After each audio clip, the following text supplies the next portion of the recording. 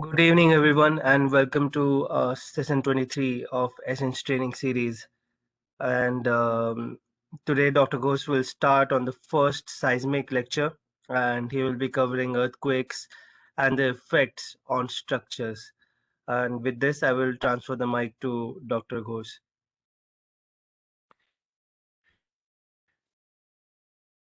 Thank you, Bodhi, and good evening. As Bodhi said, we are starting on the seismic modules. We have 8 of them. The first one today is pretty general. It's earthquakes and their effects on structures. I do not go into detailed uh, design procedure of any kind. That will come in the next few days. This is almost setting the stage for what is to come and to make you familiar with fundamental concepts and things that are always involved in seismic design. So the other segments, I didn't have this lesson objectives, but this particular one, I think we had to put something together for the U.S. military. I don't remember, but when I saw it, I liked it. So I think it will be good to look through it. So upon completing this lesson, just today, participants will recognize the background to the building code seismic provisions, including source, nature, and characteristics of earthquake ground motions, the nature of building response to ground motion, the concepts of frequency, period, damping, resonance, inertia force, and load paths. Those are all, each and every one of them is a very, very important concept. Frequency, period, damping, resonance, inertia force, load path. The concept of inelastic structural response and consequent need for proper detailing. Then seismic force resisting structural systems. Okay. So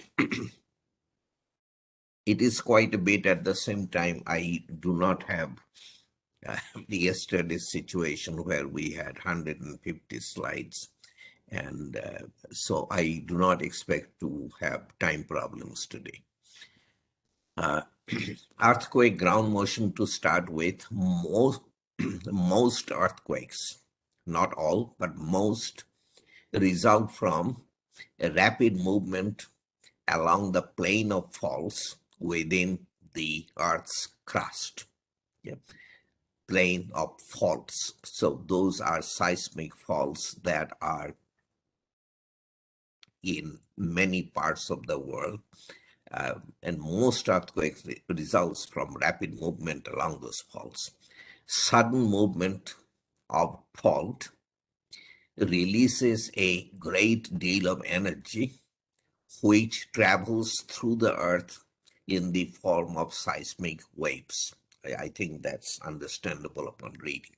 The seismic waves travel to great distances before finally losing most of their energy. Now, how far it travels, etc., depends on the size of the initial break or disturbance, but generally what is said is true. So the source of the earthquake is typically down some distance below the surface of the earth. That point where the earthquake originates is called the focus of the earthquake, and the point vertically up from the focus on the surface of the ground is called epicenter. So you hear about epicenter from the earthquake. Epicenter of an earthquake, it is always on the surface of the of the earth. The focus on the other hand, is down below. There are shallow focus earthquakes, there are deep focus earthquakes. Shallow focus earthquakes, much more common, are much less devastating. The deep focus earthquakes, much less common, can have absolutely devastating effects. The fault is here. This is the fault plane, and there has been a rupture along the faults as indicated by and movement along the fault as indicated by those arrows. The fault rupture has caused seismic waves that are depicted in the picture, and at one point the seismic waves will get to your building, and we have to consider the effects of those on the building when we design the building. This is for a 10-year period. There could be subsequent, but one 10-year is not very different from another 10 years. Seismic activity around the globe. And the main thing you see is that earthquakes happen in some places and not in other places. So this is about the biggest conclusion that emerges from a picture like this. So western part of the United States, plenty of earthquakes. In the east, hardly, and compared to the west, hardly any earthquakes in the east. Okay. The color indicates the depth of the focus. The color that is most common are very shallow focus earthquakes. As you go from that color to this color to green and so forth, you are looking at deeper and deeper focus earthquakes. And you see that shallow focus earthquakes are much more common than deep focus earthquakes. The deepest focus earthquakes in red are few and far between and only in a few parts of the world. Okay? So two things are true. There is no spot on earth where you can say with absolute certainty that there can never be an earthquake here. That cannot be done. The probability of occurrence is very low, but we cannot say with certainty that it cannot happen here. Secondly, the reverse of that is also true, that the probability is way higher in some parts of the world. There is absolutely no question. Okay? So you compare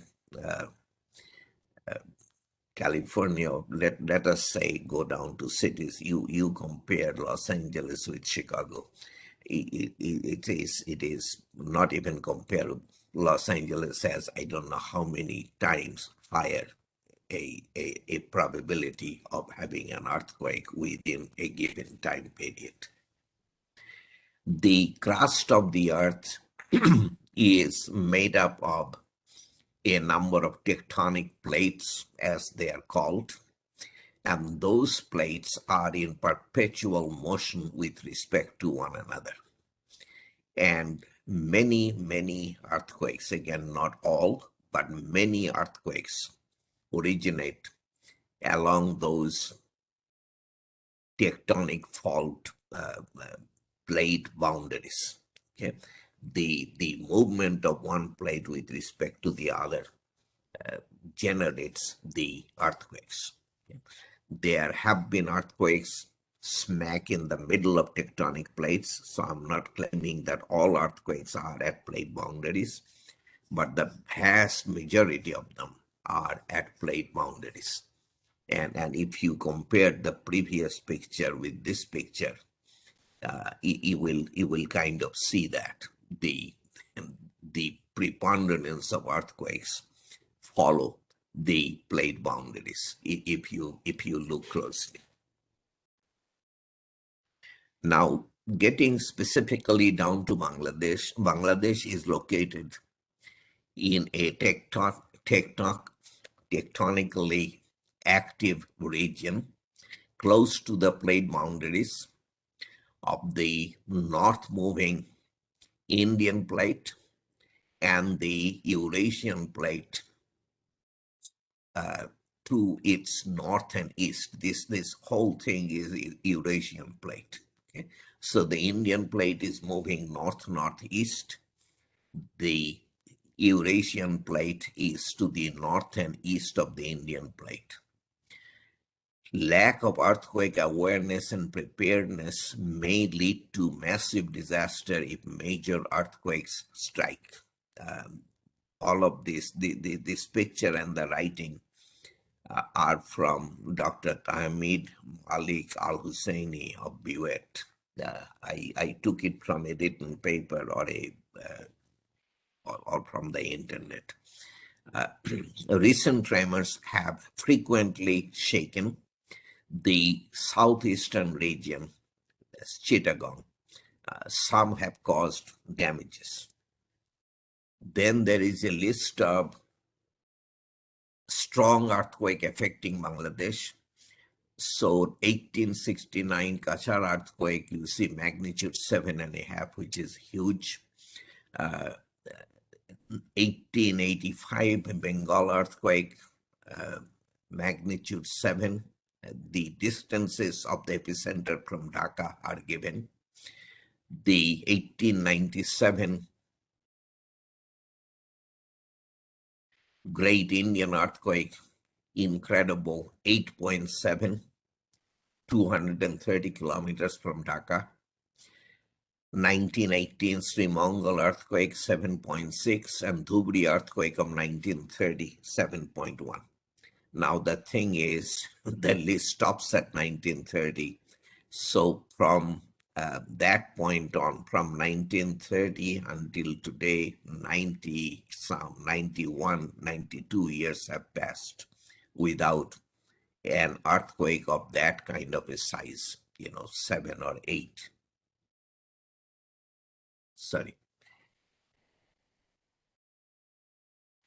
Moderate damaging earthquakes in Bangladesh in the last 10 years. There's a list. May 1997, magnitude 5.6. November 1997, earthquake at Myanmar border, 6.0. July 99, Moishkali. December of 2001, earthquake near Dhaka. Panic and injuries. It's a small earthquake, but because it was close to the city, there was quite a bit of panic apparently. July of 2003, earthquake in Rangamati, that's magnitude 5.6. This list of moderate earthquakes also stops in 2003. That doesn't necessarily mean anything. On November 26th of 2021, the other day, there was a significant earthquake at Bangladesh-Burma border, magnitude 6.1. I know it was felt in Dhaka. I had no way of adding it to this table, so I kind of left it out. So the list definitely has not stopped. The November of 21, it couldn't be any more recent than that. And magnitude 6.1 is a pretty sizable magnitude. Obviously, it was some distance away, so nothing much happened in Dhaka. Although people felt it. Numerous people have told me that they felt the earthquake. So this is definitely ongoing activity. Now, hazard versus risk. Those terms you will see all over the place. Sometimes they are used synonymously as if they're the same thing. They are not the same thing. Hazard is the potential for ground shaking or something else, a potential for some typically adverse event, something good happening the potential for something good happening is never called a hazard. Okay, it is something bad happening. The potential for that is called hazard. Uh, and one of those bad things could be ground shaking. That would be that would be seismic hazard.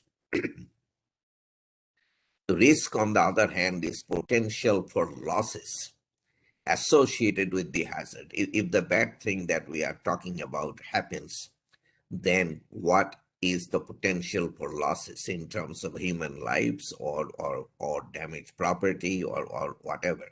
Okay, that is the risk. So seismic hazard is a matter of uh, geology, the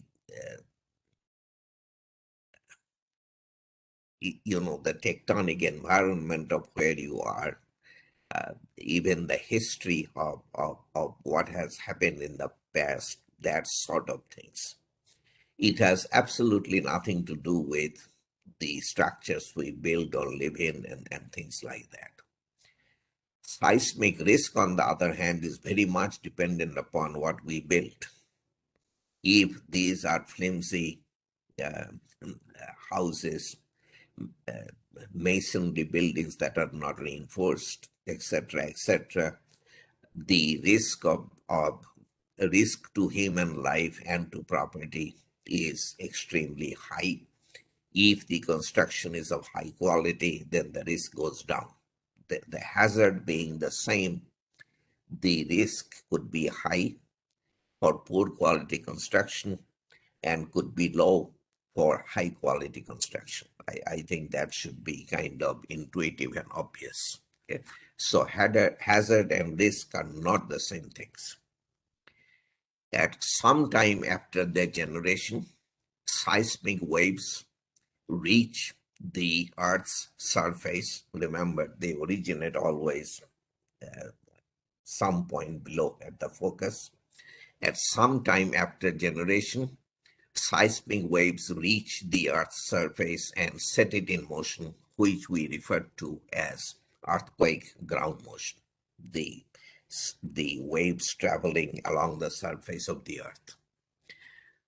When earthquake ground motion occurs underneath a building, and when it is strong enough, that the ground motion, when the ground motion is strong enough, it sets the building in motion, starting with the building's foundation. That's what happens. An earthquake moves the foundation from underneath the building all of a sudden.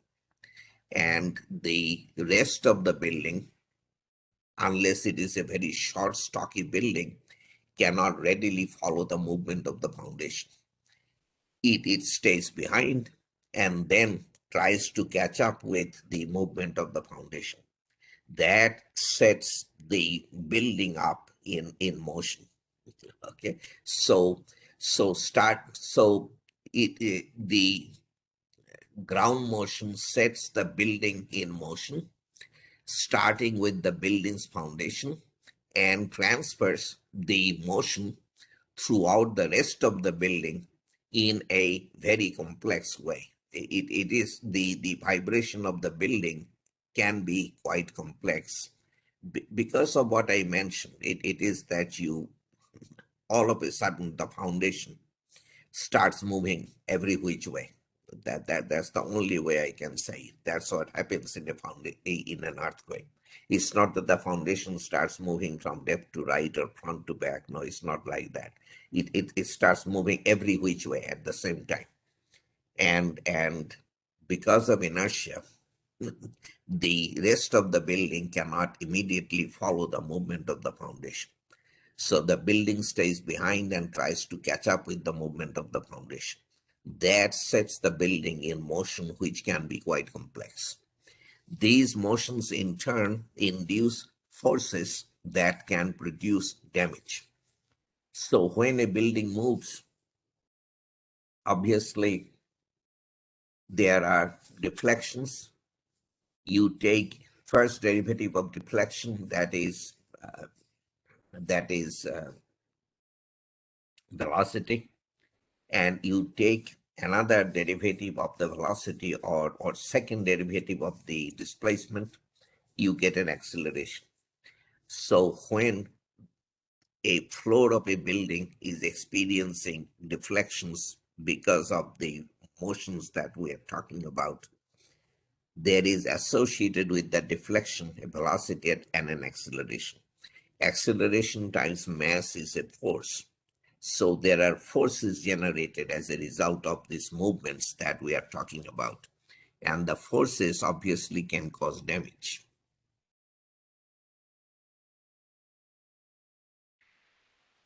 Now, you will hear quite a bit about attenuation of ground motion. That is the word that is used. Attenuation basically means dying away of the ground motion. So this is the epicenter of an earthquake. If you look at ground motion close to the epicenter at this point on the surface, the ground motion may look like this. It's high frequency ground motion. The period is very short. Period here will be from 1-0 crossing to an extreme displacement in one direction to an extreme displacement in the other direction back to 0 crossing. The time it takes to do that is the frequency. So this is a high frequency short period motion. The duration is not particularly long. If you look at the same earthquake, if you look at the ground motion generated at this hard point on the surface, you will see a very different ground motion. Now, the duration has increased for one thing. The amplitudes are moderated. The high frequency components have died away. What has survived are the low frequency components. The period of the motion has increased if you look at the picture, okay? And the amplitude has decreased. The high amplitude motions, which were also high frequency, have died away. So I think the picture is pretty graphic. So this is near fault ground motion. This is ground motion away from the fault. Very, very typical. Now, the attenuation that we saw in one way in the picture is typically captured by relationships like this. Here, we are plotting peak horizontal acceleration on the y-axis. It doesn't have to be that. It could be another, could be velocity, could be whatever. But peak horizontal acceleration, that's pretty commonly plotted. And on the x-axis is closest horizontal distance from zone of energy released. That nothing in this business is straightforward. So even that distance, there are many definitions. But anyway, it is distance from source, let us say. Okay, for our purposes, that's good enough. So as you move further and further away from source, the peak horizontal acceleration decreases. Okay? The actual points are measured values in a particular earthquake. I don't remember if the earthquake is described here. Here, 1917 Imperial Valley. This is an actual earthquake. Okay, surface magnitude 6.8, local magnitude 6.6. Okay, so in that earthquake, the measured accelerations at various stations, at various distances from the source, are shown by the black dots, and then the dotted lines are kind of curve fitting. And that gives you an idea as to how in this case, the peak horizontal accelerations caused by the earthquake die away as we move away from the source. Now the the topic that continues to cause a lot of confusion: intensity versus magnitude. Intensity of an earthquake, magnitude of an earthquake. The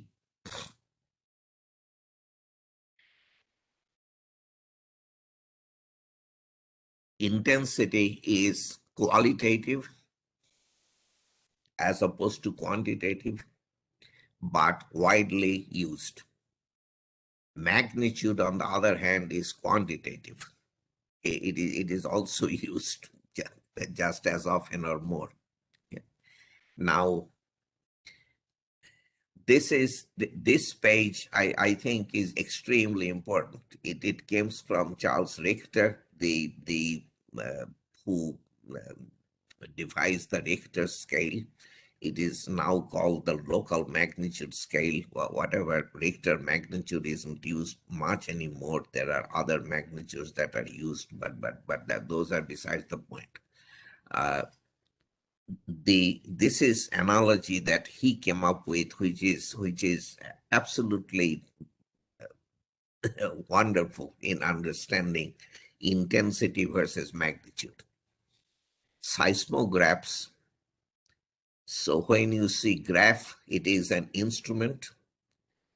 Seismogram would be a plot made by a seismograph. Okay? Seismographs, the instruments that record earthquakes, record waves of disturbance.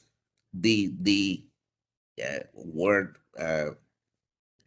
this itself caused confusion. We talk about earthquake and seismic, and I have even gotten questions. The word seismic, I forgot now, is in Spanish it is el sismo, an earthquake. The Latin and Greek terms are very close to that. The word does not come to me at the moment. So an earthquake event is also a seismic event. There is absolutely no difference between the two. We use the words interchangeably. Sometimes for variety, we would say earthquake resistant design, and then in the next sentence we will say seismic excitation and things like that. Exactly the same thing. Okay? So seismographs, the instruments that record earthquakes, record waves of disturbance radiated from the earthquake source. Okay? Waves of disturbance. Just as receiving units, radio units, catch radio waves transmitted by broadcasting stations. Okay, Richter's days it was radio, not so much TV, so he used radio, which is totally fine. But let us please understand this, what is being said. So seismographs record waves of disturbance radiated from the earthquake source, just as receiving units catch radio waves transmitted by broadcasting stations. Magnitude can be compared to the power output in kilowatts of a broadcasting station. That's magnitude. Energy released at source in the case of an earthquake. Okay? The power output in kilowatts of a broadcasting station. Local intensity is comparable to the signal strength of a receiver at a given locality. Okay? So it is the signal strength where you are, the intensity. Intensity, like signal strength, drops off with distance from the source. That's easily understandable, right? Close to the broadcasting station, you will catch higher, stronger signal than away from the broadcasting station. So intensity, like signal strength, drops off with distance from the source, although it also depends on local conditions and the pathway from the source to the point of recording. That also has an effect. What the signals are coming through. Are there mountains in between and things like that. Okay? So it is the in the case of an earthquake, magnitude is indicative of the energy released at source. A and all magnitude scales are log scales, logarithmic scales. So a magnitude earthquake means energy released at source is 10 times that of a magnitude 7 earthquake. But that's what magnitude deals with. Okay. Intensity, on the other hand, is what is felt in that earthquake at your particular site. What is felt at your particular site will depend upon definitely the magnitude of the earthquake and other attributes of the earthquake. Was it a strike slip fault, like lateral movement of the fault? How long was the fault movement? How quickly did it take place? Is it a shallow focus earthquake? Is it a deep focus earthquake? All of those factors. The source related factors will determine what your structure feels at your site. But it is also the source to site transmission path. Are the seismic waves coming through mountain ranges or are they coming through alluvia, on riverbeds? And finally, the site conditions at the site, because if you have rock at your site, there isn't any amplification of the motion that will arrive at the site. But if you have soft soil overlying rock at your site, the ground motion that arrives in the rock at your site will be amplified by the overlying soft soils. So it is the energy released at source and other attributes of the earthquake at source, then the source to site transmission path, and the local conditions at the site, what kind of site soil conditions you have at the site. Very similar to what Richter is saying here. Intensity, like signal strength, drops off with distance from the source, although it also depends on local conditions and the pathway from source to the point of recording.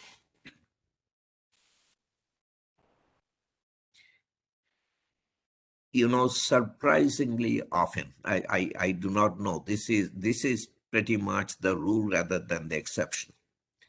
People, including sometimes journalists, will use the expression, this building was designed to withstand a magnitude 8 earthquake.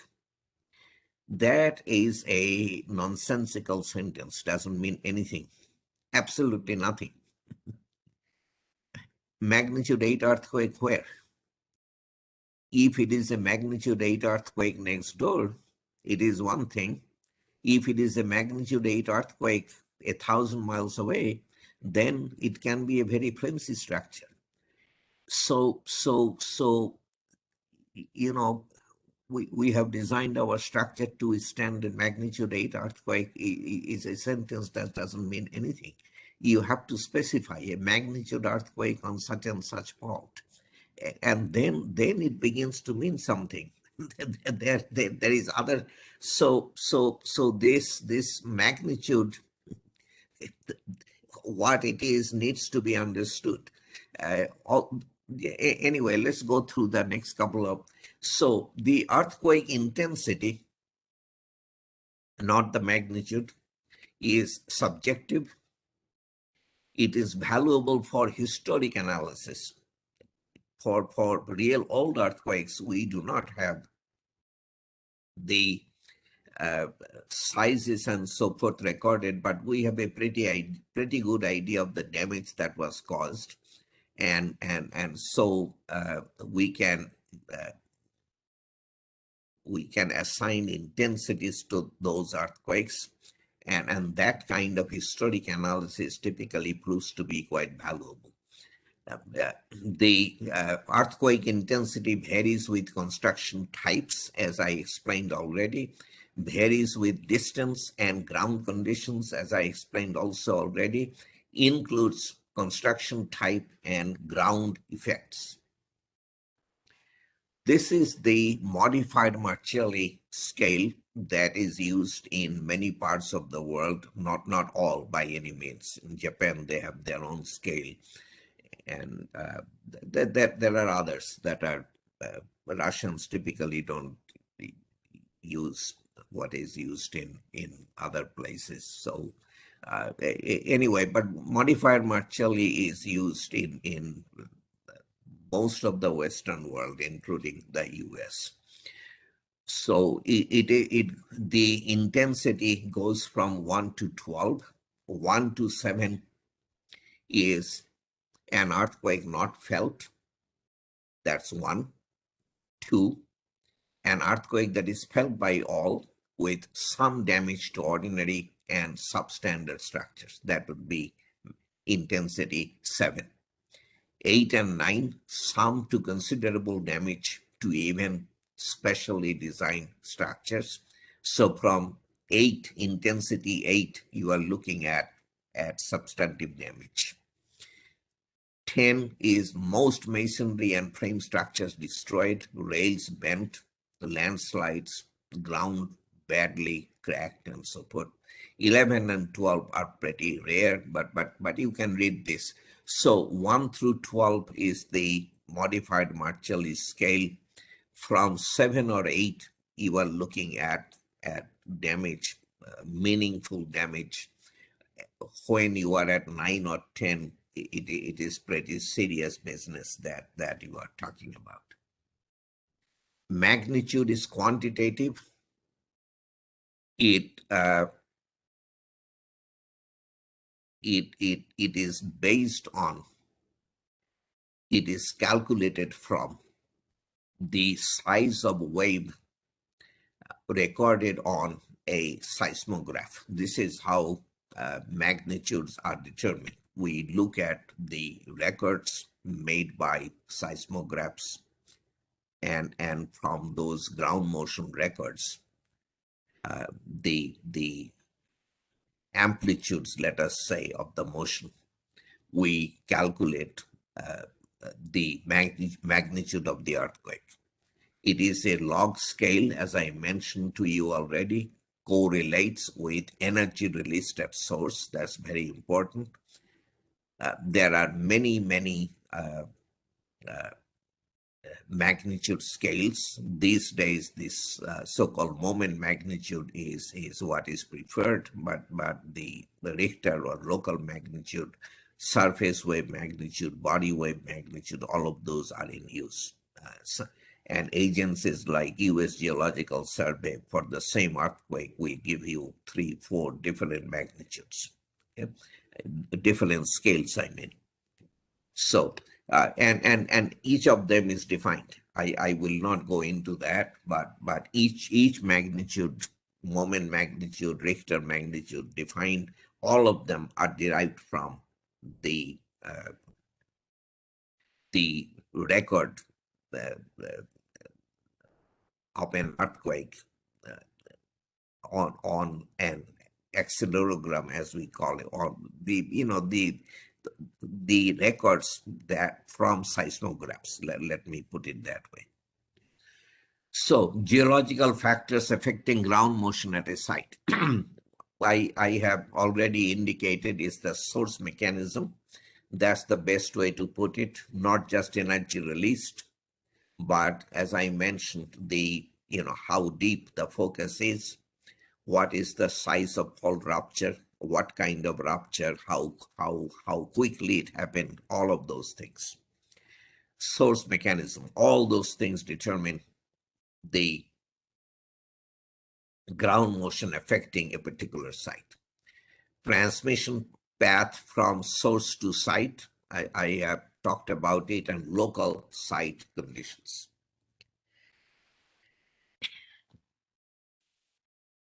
Okay, so the role of overlying soil. You have ground motion in rock, and there is stuff overlying rock. This is soil. This is something in between rock and soil. And what is the difference between ground motion in rock and what is and the ground motion at the surface? And this is what is shown here schematically, obviously. Okay. So at point A, this is the accelerogram, the history of acceleration, variation of acceleration with time. And at point B on the surface, this is the accelerogram. You can see that the soft soil overlying rock amplifies ground motion. Okay, this is stronger ground motion. Lengthens the duration. Also, very importantly, changes the frequency content. Okay, so frequency I mentioned. So period would be from 1 0 crossing to one extreme to the next extreme to the next 0 crossing. So from here to there, the time taken is the period. Reciprocal of that is the frequency. Okay, so if you look at the two different motions, the frequencies, now a ground motion typically does not have one frequency. It has a frequency content, a mixture of frequencies. And if you look at the top and the bottom figures, you will see that the mixture of frequencies are quite different between the two. So the frequency content changes because of the overlying soils. Okay. Now, this is a very important figure historically, I would say, because the seismic design we are doing today,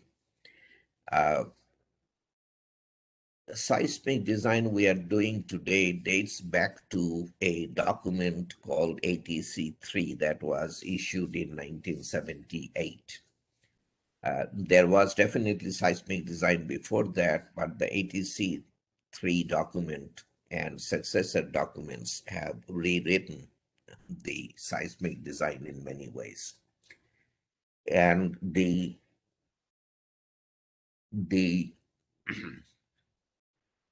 how do I want to put it? The way we considered the seismic input in seismic design, the ground motion part, how we considered the ground motion part in seismic design,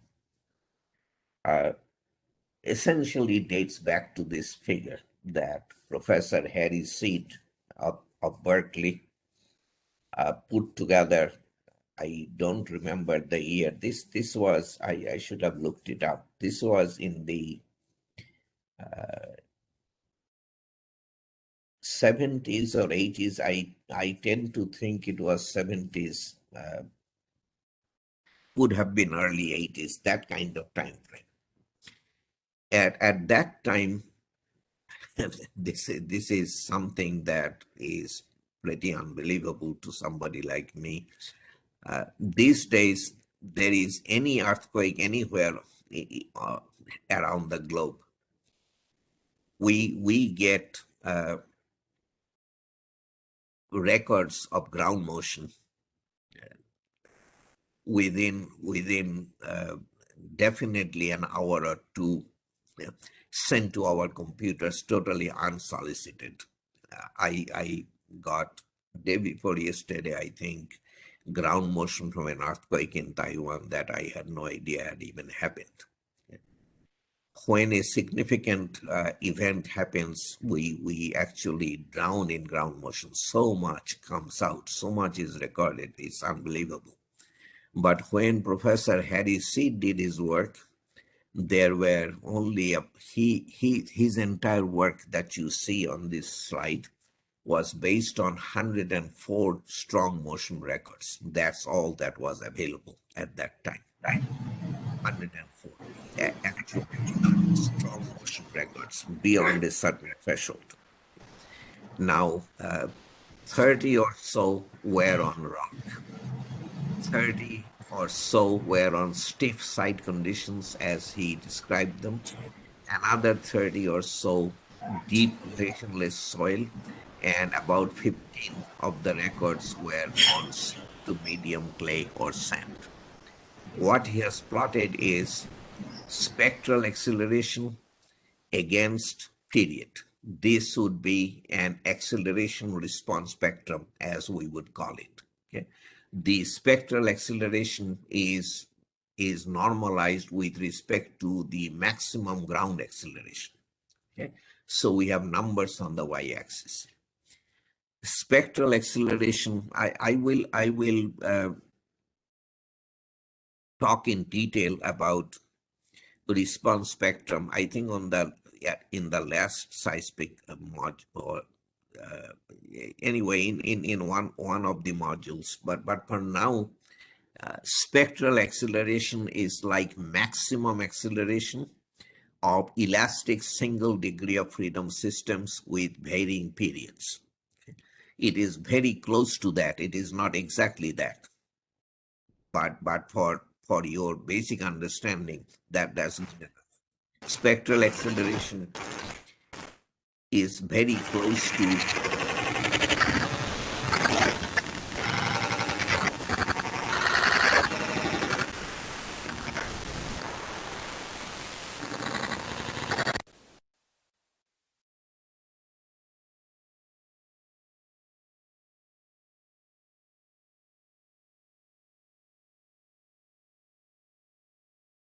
Ghosh, you can unmute yourself. I just muted you because there was some disturbance.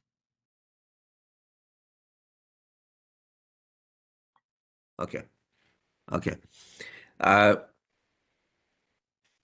So spectral acceleration, think of it as maximum acceleration of elastic single degree of freedom systems with varying periods. Okay, and we will refine that on a subsequent occasion. Anyway, the figure shows very conclusively that from rock to steep soil, there is an amplification, like the accelerations are higher. As you go from stiff side conditions to deep cohesionless soil, the amplification is even higher. And look at real soft soil. I mean, the comparison between this and that, you can see that the accelerations have increased by a factor of 3 or so. Okay, so there is amplification of in this case acceleration at a site because of soft soils. Now this was driven home to us in a very loud way in the 1989 San Francisco area earthquake, the Loma Prieta earthquake as it is called. That was the last significant earthquake in San Francisco. We have been lucky for it for a long time. There hasn't been any. Anyway, so 1989 Loma Prieta earthquake. This is an acceleration spectrum plotted at Treasure Island, which is on soft soil. And this is in the same earthquake, an acceleration spectrum plotted at Yorba Buena Island, which is on rock. So this is rock motion. This is motion on soft soil. And you see the difference with your own eyes. There is tremendous amplification because of soft soil. If we divide this by that, which is what has been done here. This is the spectral acceleration on soft soil divided by spectral acceleration on rock. Look at the numbers. We have amplification approaching 5. Okay, so this side effect cannot not only not be ignored, it better be taken very seriously. Okay, so it is the source mechanism, the source to site transmission path, but also the local site conditions. Extremely important. Okay, now the ground motion at a particular site. This is so this 1940 El Centro earthquake, obviously very old. The earthquake was called the Imperial Valley earthquake. El Centro is a place in California, Arizona border area. El Centro, California, a very small place where there is a recording station. So this is a record of the 1940 Imperial Valley earthquake at the El Centro station. That's what it means. Okay. The instruments that make these records, Richter called them seismographs. They're typically called accelerographs. And the records that are produced are accelerograms, because these instruments record ground acceleration in 3 mutually orthogonal directions. It would be 2 perpendicular horizontal directions and the vertical directions. So you will get 3 plots of acceleration. Please make sure you follow me. So an accelerograph will give you 3 plots. All 3 are of ground acceleration. Two of the plots are horizontal accelerations in mutually perpendicular directions, and the third plot will be a plot of vertical accelerations. Okay, this is what we typically get out of an accelerograph. The accelerogram at the top is for the north-south component of the El Centro record. There were 3 records. We are taking one of them. This is the north-south, one of the horizontal components. Okay. This one has been used in analytical work for all these intervening years, 80 years or so, with all kinds of accelerograms available today. People still go back quite often to this one, because then you can compare with older studies and so forth. So this is still anyway. So if you look at the accelerogram, I think the only thing you can the only word that describes it is erratic. It's erratic back and forth motion of the ground. Okay, so there is really not a lot of pattern to it, except that it goes up and down. Okay, so the acceleration increases, it decreases. Now, agencies like U.S. Geological Survey, who record these things, also would integrate this acceleration history with respect to time, and that gives us a velocity plot. So this is ground acceleration actually measured. This is ground velocity derived by integration from the ground acceleration plot. You see a dramatic change. The period of ground motion, the period of the velocity plot is much longer than the period of the accelerations. The accelerations go back and forth very frequently. The velocities do not go back and forth anywhere near as frequently, okay, as you can clearly see. And then if you integrate the velocities with respect to time, you get the ground displacements. The movements in terms of displacements is downright ponderous. It's a far cry from the acceleration plot. Here they're going back and forth, but you know, it takes its own time doing that. So although this is one specific example, most of the things I said are pretty typical of earthquake ground motion. The frequency, the acceleration plot shows very high frequency typically. When you integrate the accelerations into velocities, the frequency drops. And when you integrate the velocities into displacements, then they are not, the movements of the ground are not frequent at all. They still go back and forth, but relatively slowly compared to the accelerations. The earthquake ground motion characteristics that have the greatest importance for buildings are the duration, the amplitude. Amplitude would be from here to there, how tall those things are. So we have high amplitude accelerations here, for instance. The amplitude of displacement here is pretty high. The earthquake ground motion characteristics that have the greatest importance for buildings are the duration, the amplitude in terms of displacement, velocity, or acceleration, and the frequency of the ground motion.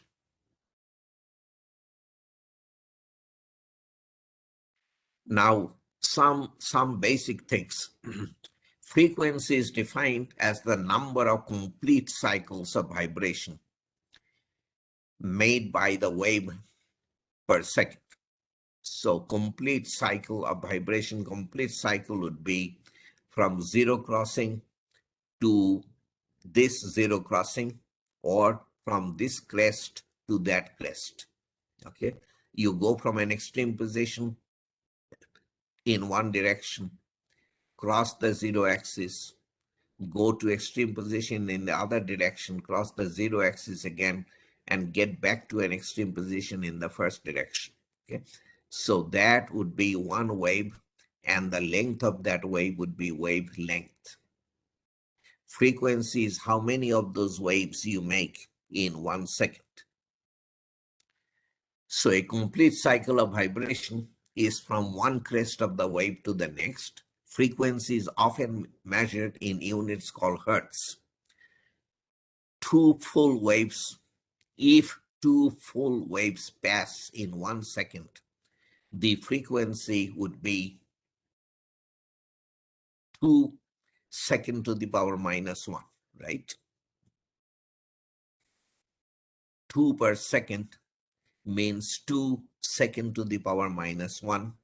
And as I mentioned yesterday in our wind discussion, second to the power minus 1 is hertz. So the frequency is 2 hertz. If two full waves pass in 1 second, the frequency is 2 hertz.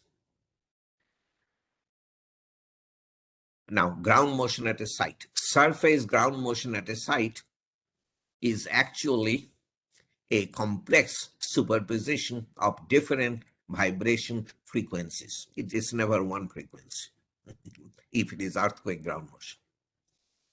At any given site, some frequencies usually predominate. That is very true. Okay, there are multiple frequencies, but a couple of them would predominate. The distribution of frequencies in a ground motion is referred to as its frequency content. The response of a building to ground motion is as complex as the ground motion itself, yet typically quite different. This needs to be appreciated. Both are complex, but the responses are different, how the ground responds and how the structure responds. Building also begins to vibrate in a complex manner, and because it is now a vibratory system, it also possesses a frequency content. So ground motion comes, hits your building, it sets the building in motion, and because it's a vibratory system, it also possesses a frequency content. The building motion will also have a frequency content. However, the building's vibrations tend to center around one particular frequency that is known as its natural frequency. This is pretty characteristic of building vibration. Okay? The vibrations tend to center around one particular frequency that is known at its natural frequency. Okay, we kind of leave it there for a second, and then another way to think of building response is in terms of natural period. So we discussed it yesterday. Period is the reciprocal of frequency, 1 over frequency. Period is simply the inverse of frequency. Whereas the frequency is the number of times per second that a building will vibrate back and forth, the period is the time it takes for the building to make one complete vibration cycle. So very importantly, F, the frequency, in wind it was called N, remember, but we used F. Most engineers would use F. So F is equal to 1 over the period T. The period, very importantly, period of a structure is proportional to the square root of the mass. So heavier structures would have longer periods, and inversely proportional to square root of stiffness. So stiffer structures would have shorter periods. Okay. So this is very important. Period is proportional to the square root of mass.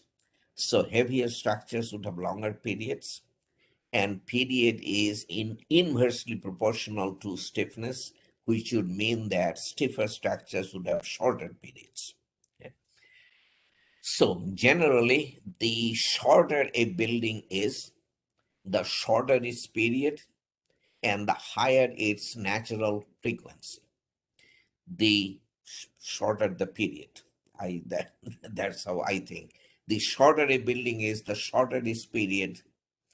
Oh, okay, it says that. Okay. So the shorter a building is, the shorter its period, and shorter period means higher natural frequency.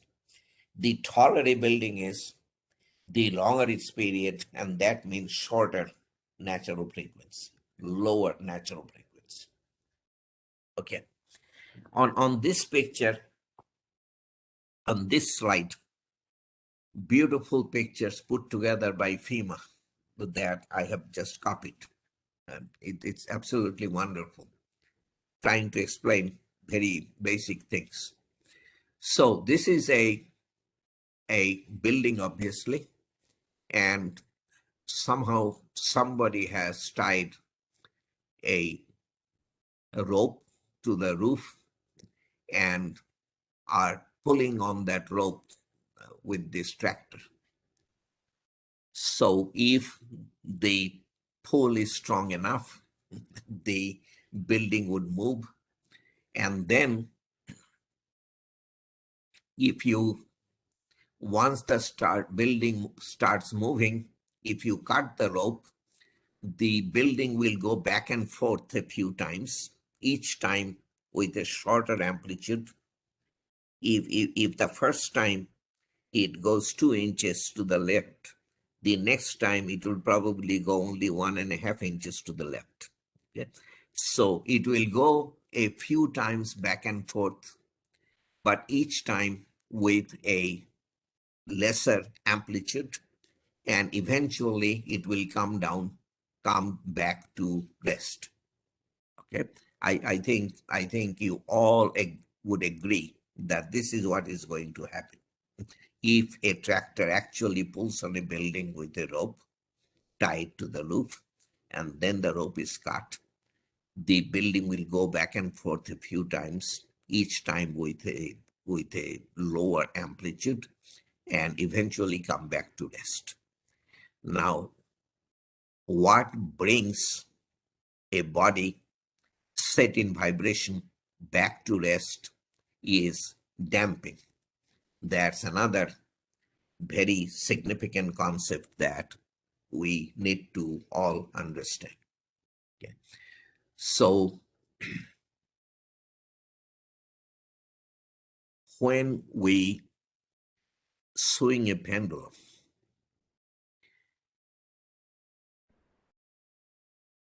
it starts going back and forth. Newton's law tells us that this motion back and forth will go on forever, but we all know that it does not. Pendulum eventually comes back to rest. It does the same thing as the building. The back and forth motion, the amplitude decreases with every move, and eventually it comes back to rest. In the case of the pendulum, the damping is produced by friction with the air. In a building, damping is produced by the damage that is sustained in the process of going through an earthquake. Okay. So there is something called, now if the damping is at a threshold level or beyond, the threshold level is called critical damping. If the damping in a structure is equal to critical damping or more, then you set the building in vibration. It will come back to rest without vibrating about the position of rest. Critical damping is the least amount of damping that will allow a body set in vibration come back to rest without oscillating about the position of rest. If damping is less than critical damping, then what I described earlier is what is going to happen. The body set in vibration will oscillate a few times, each time with lower amplitude until it comes back to rest. Okay. So damping brings a body set to vibration back to rest. Critical damping will bring a body set in vibration back to rest without oscillating about the position of rest.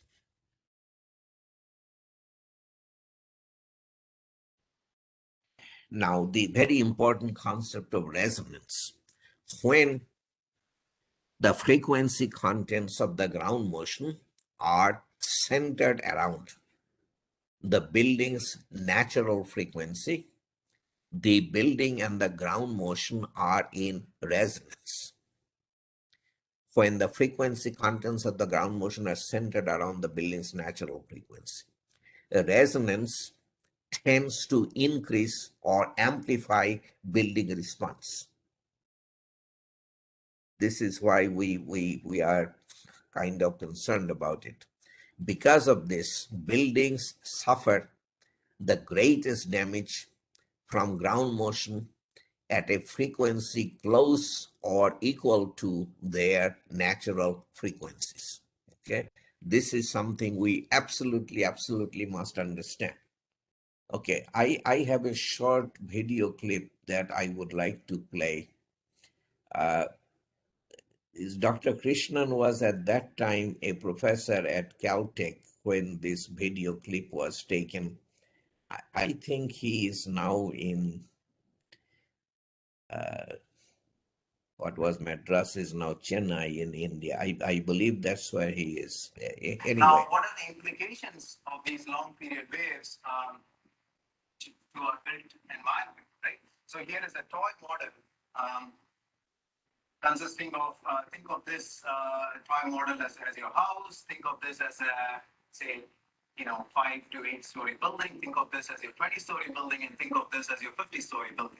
Right, so I'm going to excite this model, this toy model, with high frequency motions, and you will see that the high frequency motion will selectively excite this low rise, this house, if you like, much more than this tall building. Right, so that's the high frequency motion. So here's the high frequency motion now.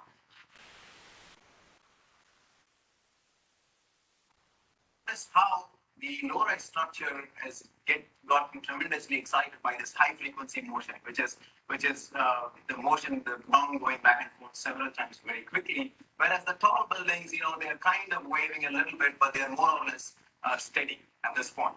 Right. So now I'm going to excite this toy model by what I would call long period motion that goes back and forth like this that you saw here.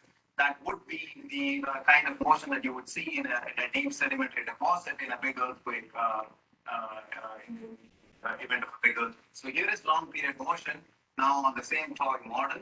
So here's long period motion. Notice how the little house is just sitting where it is, whereas the tall buildings or these long period structures are going back and forth, getting a lot of response. Right. So the long period motion does not do anything to the low rise structure. It selectively excites our tall buildings.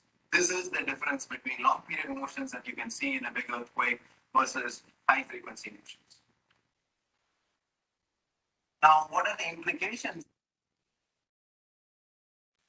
I thought he did an excellent job explaining this phenomenon of resonance. So I did want to play it for you.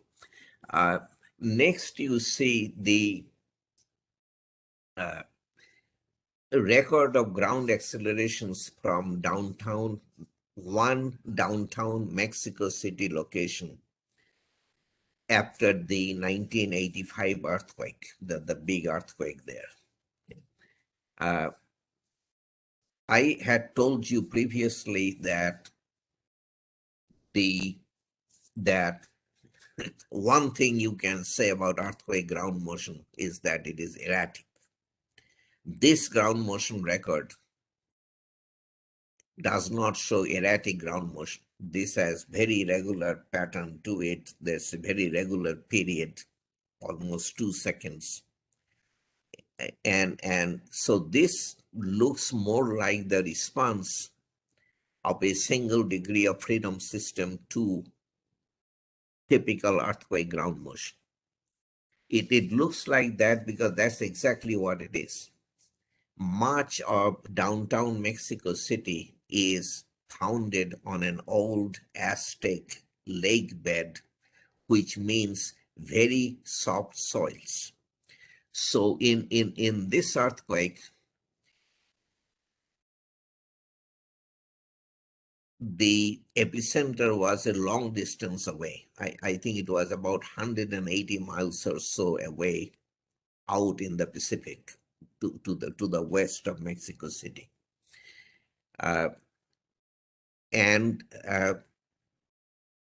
The ground motion that arrived on rock to the west of Mexico City was about 4 or 5% of gravity at most.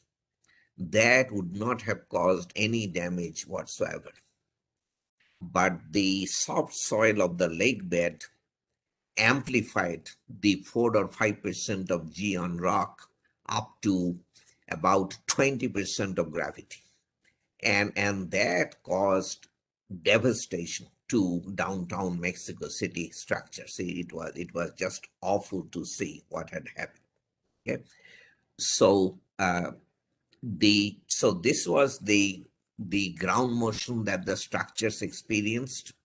This is a velocity response spectrum, not acceleration, from that ground motion that shows you a distinct peak at 2.0 seconds. That means the predominant period of that ground motion is 2 seconds. Okay, this is to be compared with the velocity response spectrum of the 1940 El Centro earthquake It doesn't have a distinct peak like this. If there is a peak, it is here at a period of 1 second, okay, just for comparison. Now, this predominant period of 2 seconds of the ground motion means that structures with a period, natural period around 2 seconds would be the most vulnerable to damage in this earthquake. However, here you have to be a little knowledgeable.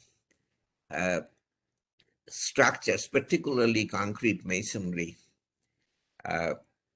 the period lengthens as the structure goes through an earthquake and damage accumulates. The structure softens up, the period lengthens. Okay, so you may start with a period of 1.5 second, and as the structure goes through the earthquake, the period may lengthen into 2 seconds, and then it is in big trouble because that is the predominant period of the ground motion. So you would expect medium rise buildings period of, let us say, 1.5 to 2 seconds to be the most affected. Now that's exactly what we observed. This is the Ministry of Transportation, Telecommunication and Transportation, downtown Mexico City. It had a this L shape that didn't help, but mostly it was in the long height range. So this building, it's not totally destroyed, as you can see, but the damage was terrible, and because of that, Mexico lost telephone connections with the rest of the world for, I don't remember, it was hours, if not days. Yeah. So by contrast, these colonial buildings are probably, how should I say, the construction may or not have been ideal. Anyway, because of their short height, nothing happened to these buildings except for some flaking of plaster. That's about all the damage that you could see. And at the other range of the spectrum, this Latin American tower, 40 stories tall, so 4 second or so period.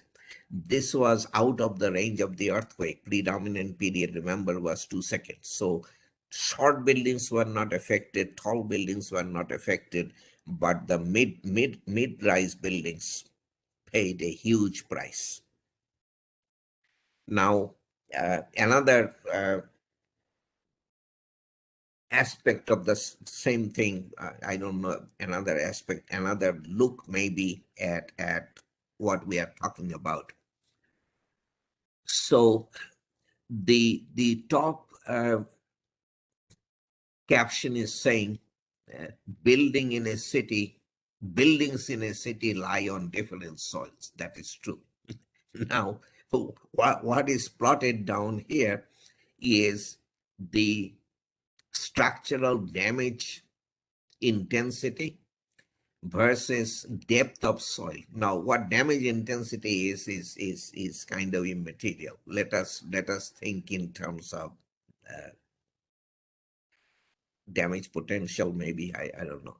Anyway, so depth of soil, when it is rock, it is short period ground motion. As the soil deposit gets deeper, the period of the ground motion will be longer and longer, as you saw in Mexico City, 2 second period, because it was very soft soil, overlying rock, and it was deep deposit of soft soil. So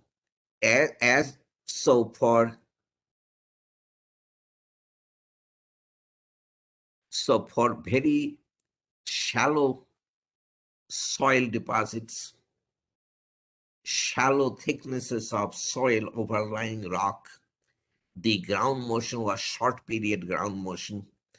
The 3 to 5 story buildings were the most excited, but for the deeper soil deposits, when we were dealing with long period ground motion, it is the taller buildings that were more excited. So for deeper soil deposits, the taller buildings would appear to be more vulnerable to earthquakes.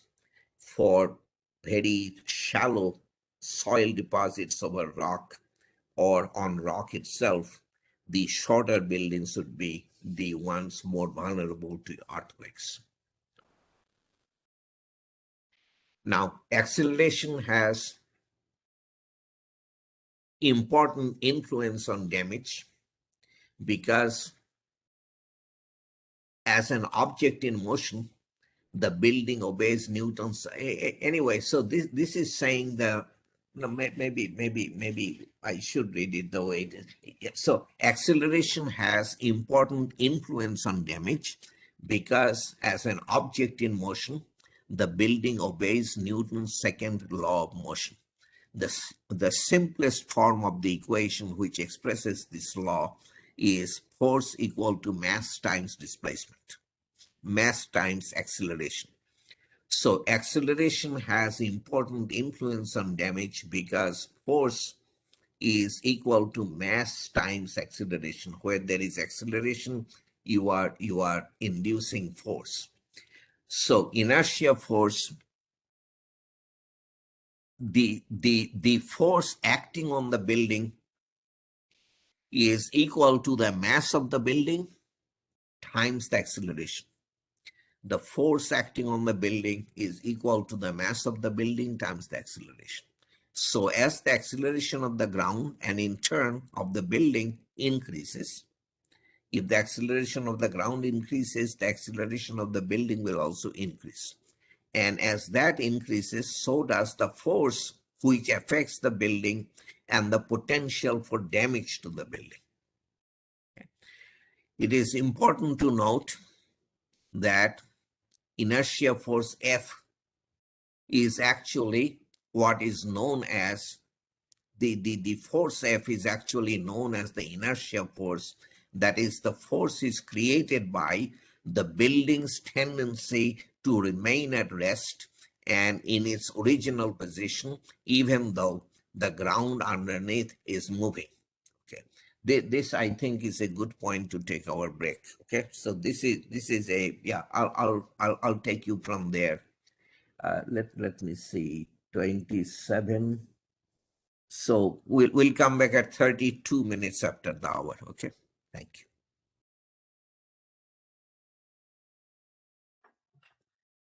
Good, Dr. Ghosh. Thanks.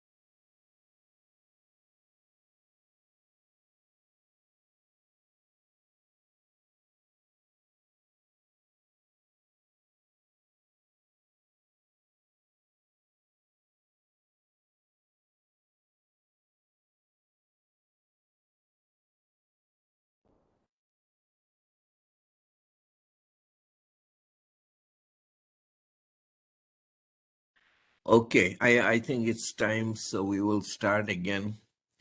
So I will read this and then go from here. It is important to note that F is actually what is known as an inertia force. That is, the force is created by the building's tendency to remain at rest and in its original position, even though the ground underneath it is moving. So that is shown through a picture on the next slide. So because of earthquake, there is acceleration of the ground and the foundation has started moving. The movement is every which way, but here we are showing the left to right movement. The foundation has moved, but the mass, which is at the roof level, wants to stay back where it is. It doesn't want to go with the foundation. Yeah. So ultimately, what we end up with is something like shown in the picture. So the foundation moves that far, the roof moves only a part of that distance. It is the reason that the mass doesn't follow the movement of the foundation is that there is essentially a force acting in the opposite direction to the movement. Okay. So this is moving. The reason that this is not moving together with the foundation is that there is a force that is keeping it from moving as far as the foundation. And this is called the inertia force. The important thing, that the important point for you to note is that the inertia force is in a direction opposite to that of the earthquake ground motion. Okay? So earthquake ground motion causes the inertia force, but the direction of the force is opposite to that of the ground motion.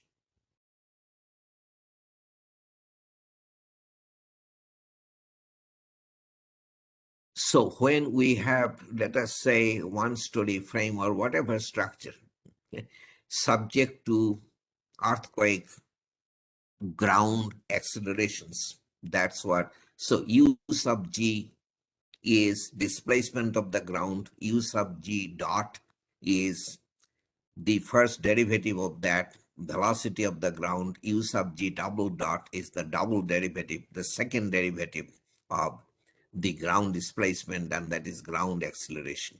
Okay. The ground acceleration is a function of time.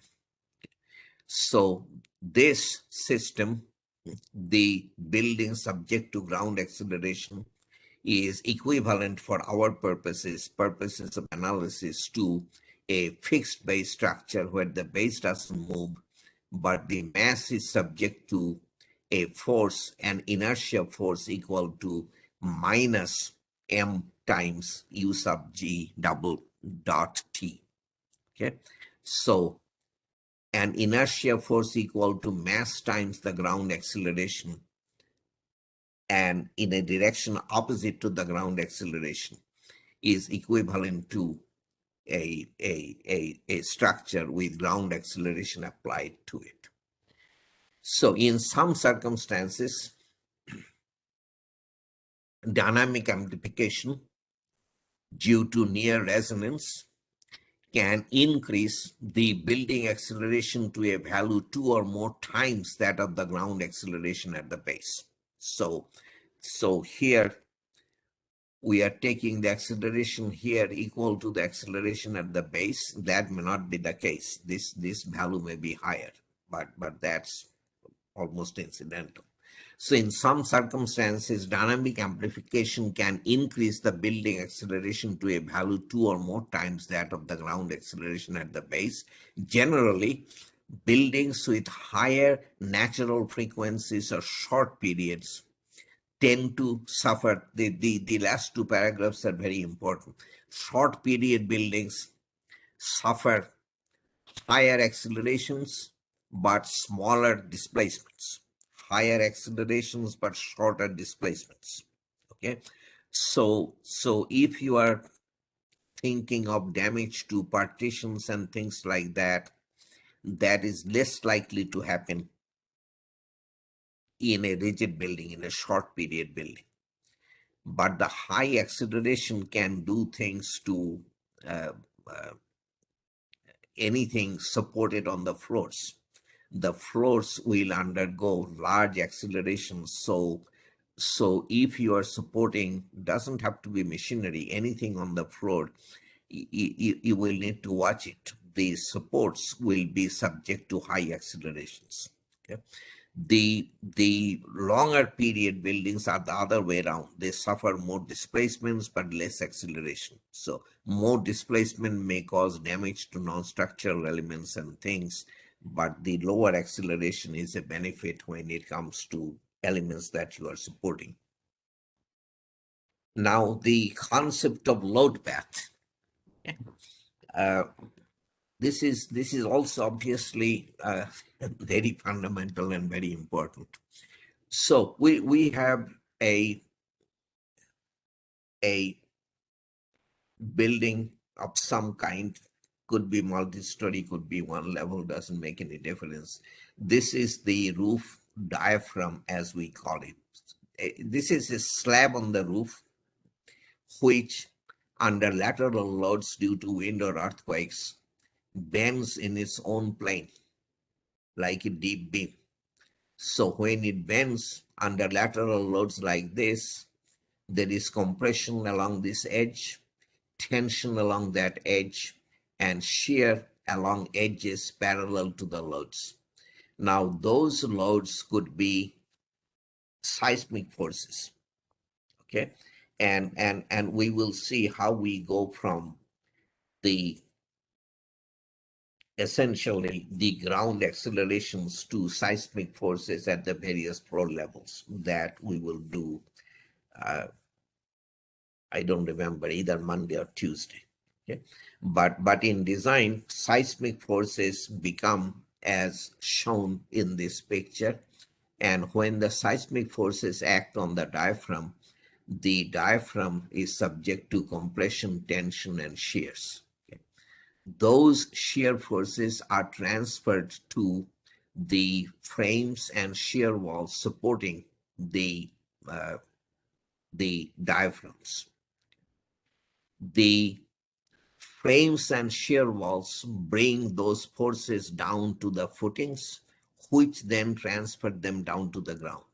Okay, so the load path in this case consists of the diaphragm, the vertical elements of the seismic force resisting system, the frames, shear walls, whatever they have, the foundation or the footing, and obviously then at the end, the ground underlying the foundation. Okay, so so when we talk about load path, it is how the load goes from point of application down to the ground, via which structural elements. So load paths from point of load application or origin down to soil underlying foundation. Preferably, our load paths should be direct. That is more important than you think. Load path should not be convoluted. The more direct the load path, the better off you are in seismic situations. And also very, very preferably multiple load paths. Something happens to your primary load path, something will have to take its place. Okay, multiple load paths. That is the concept of redundancy. So the load path should be as direct as possible, and we preferably should always have multiple load paths. Okay, earthquake damage mechanisms. The ground shaking itself can cause damage. And so far we have been talking only about ground shaking, but there are various modes of ground failure as well. Rupture of the ground, liquefaction, landslides, lateral spread, and also tsunami and seiche, which are caused by earthquakes. Okay, so let us look at examples of these things, and then we will go on to topics that are still very important. So seismically induced ground motions, we know this by now. Seismically induced ground motions produce inertia forces in structure, and they can cause complete collapse of a structure, partial collapse, building interaction, basically hammering, or interior damage, damage to the non-structural elements, as we call them. Yeah. Here I have some old pictures that I don't know, it probably will never happen, but I have pictures all over the place, but to collect them and it is a huge project. Anyhow, so this is Agadir, Morocco, 1960, a hotel that you can obviously see has completely collapsed in the 1960 Morocco earthquake. This is a famous picture, 1971 San Fernando earthquake in the Los Angeles area, the hills north of Los Angeles. This was a hospital not very far from the epicenter, Olive View Memorial Hospital. At the time the earthquake hit, the hospital was relatively new, and it underwent what is being described here as partial collapse. And you can see this is not a redeemable situation when something like that happens to your column. And the reason was, it was a soft story. The column supported shear walls above. Anyway, whatever the reason, we had partial collapse of this important hospital. And when hospitals don't function after an earthquake, the community is in significant trouble. Hammering. Buildings. This is this may have been my picture. I don't remember. This is, I believe, this was the Supreme Court of Mexico after the 85 earthquake. And so the two buildings very close together of different heights, and hammering becomes a problem when the floors of the neighboring buildings are not aligned. When the heavy floor of this building goes and hits against the mid height of the column of the neighboring building, it doesn't take much for the columns to fail and the building or portion of building to come down. And that's precisely what has happened in this case. Okay, hammering can have sometimes not much consequence if the floors are aligned. Floor of one building hits against the floors of neighboring buildings, then it should be a manageable situation. But if the floors of a building, heavy floors, hit against the mid heights of columns of neighboring buildings, mid height or wherever along the length of the column, then partial failure is not at all uncommon. So buildings spaced too close together can hammer together and cause severe damage. I have seen way too many of these. And then non-structural element damage. The false ceiling has come off, lighting fixtures. This is all the time. Every earthquake you will see, the building may look fine from the outside, but you go inside and you will see a lot of damage. This is very typical. Okay, ground failure can be fault rupture, liquefaction, landslide, lateral spread. This is an old picture, 1906 San Francisco earthquake. You see the fault rupture here that has displaced the fence. And in Turkey, after the 99 earthquake, I would not remember the name of the place. This was away from Istanbul in a rural. Anyway, I have with my own eyes seen fault rupture go through somebody's bedroom. So part of the house was here, including partial bedroom, and the remainder of the house with the remainder of the bedroom was some distance away because of fault rupture. These things actually have happened. No question. The liquefaction, soil or ground becomes like liquid. Your house, this is, I'm exaggerating, but it essentially becomes like a boat. It's not founded on soil anymore. It's supported by liquid, and then piles that depend on friction with the soil just pull out. This happened in a big way in Niigata, Japan, 1964. I have seen a number of instances of this after the Bhuj earthquake in India. That was 2001, something like that, 2003. I don't remember the exact date. So number of occasions I did see exactly that, piles pulling out because of liquefaction.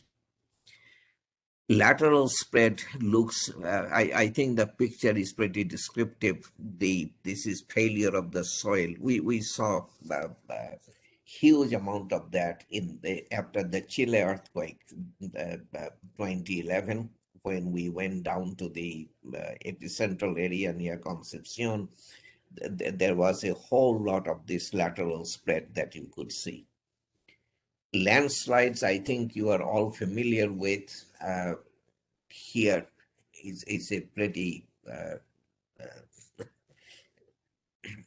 big instance of that. This is in the same earthquake. This is Alaska earthquake. Olympia, Washington is so down after Alaska, south of Alaska. This is Canadian territory for quite a while, and then comes the state of Washington. So this is quite a ways from, but even then, landslide, and these were railway lines on level ground, and obviously you see what has happened. Tsunami, I think we are hearing quite a bit these days after the Tohoku earthquake caused tsunamis in 2011. Seismically induced sea waves, that's what tsunamis are. Seismically induced fluid motion in reservoir or lake, not like inland bodies of water, not the sea, are called seiche, and both can have pretty devastating effect, although tsunamis are typically much stronger. So in the 2011 Tohoku earthquake, I have so many pictures. This was just absolutely awful. Anyway, this is a seaside community before tsunamis came or the earthquake came, and you see what has happened to it after the earthquake. Total, complete devastation. Okay, so these phenomena are to be taken seriously, but sometimes there is nothing we can do. Ground shaking, the effect is wide, not localized, but we can do something about it. We can design our buildings to resist ground shaking, or at least to perform satisfactorily for us in ground shaking.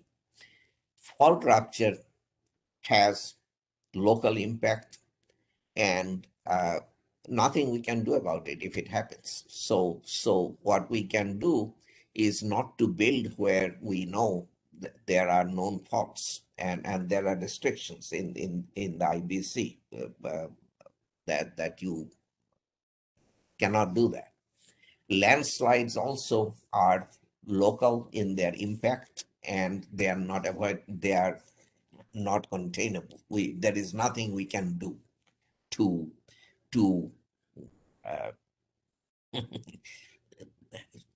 to protect our building from effects of landslide.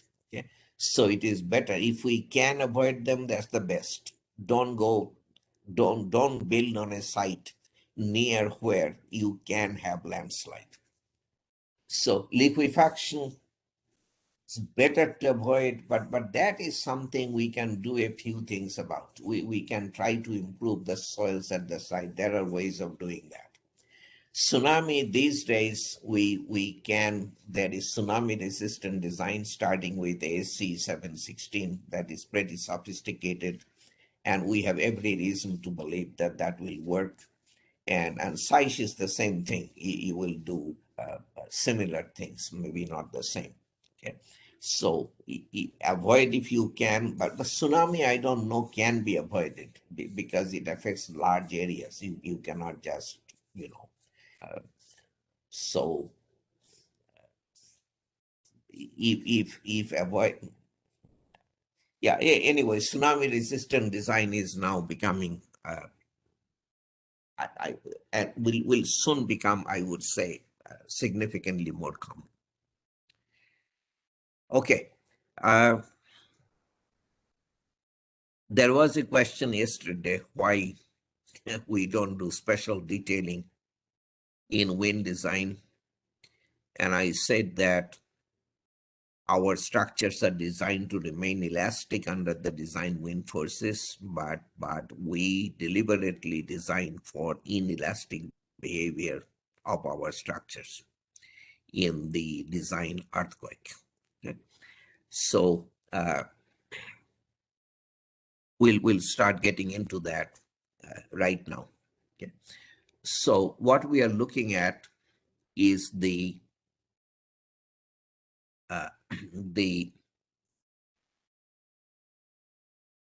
load displacement relationship of a particular structure subjected to a particular earthquake. One structure in one earthquake. The forces induced in the structure as it goes through the earthquake are plotted on the y-axis, and the displacement suffered by the structure in the process of going through the earthquake are plotted on the x-axis. Okay, so the lateral force on the y-axis, the lateral displacement on the x-axis. Initially, we are showing elastic response of this particular structure to this particular earthquake. Elastic does not have to mean force proportional to displacement as shown in the picture. There is nonlinear elasticity, which is fine. Elastic really means no residual displacement. The earthquake passes, we get our structure back intact, no damage to be repaired. And very importantly, we get our structure back located where it was before the earthquake, not some distance away, as tends to happen. Okay, so the elastically responding structure develops a force equal to F sub u in this particular earthquake and suffers a total displacement equal to delta sub u.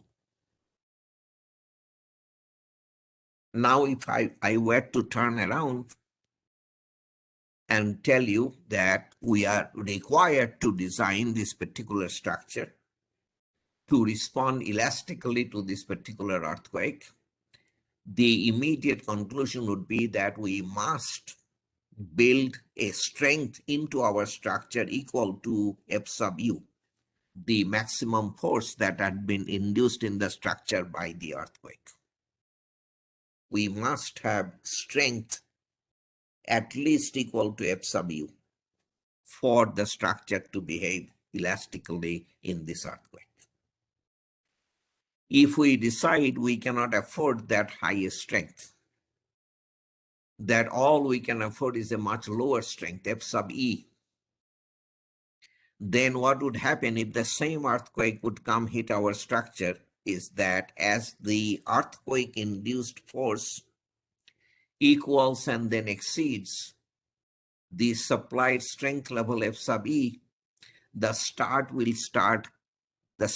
will start cracking and yielding in places. That will be the beginning of inelastic displacements, which will not follow the flat top that I have in this idealized picture, but the fact remains that at that point, we will no longer have our displacements recoverable. There will be damage associated with further displacements. The structure will have to be repaired.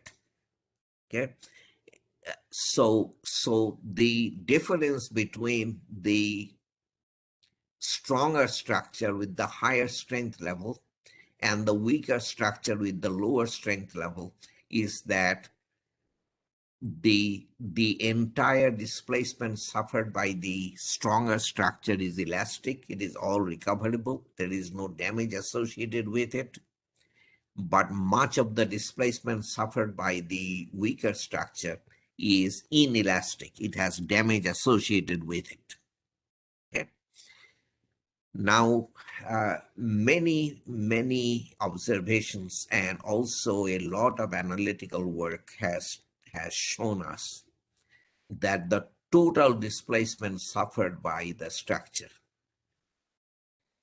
total displacement delta sub u, is about the same, not precisely the same as shown in this idealized picture, but about the same whether structural response is elastic or inelastic to various degrees. Okay, so the total displacement suffered by the elastic structure and the total displacement suffered by the inelastic structure are about the same. The big difference, obviously, is that much of the total displacement in the second case is inelastic. Now, this inelastic displacement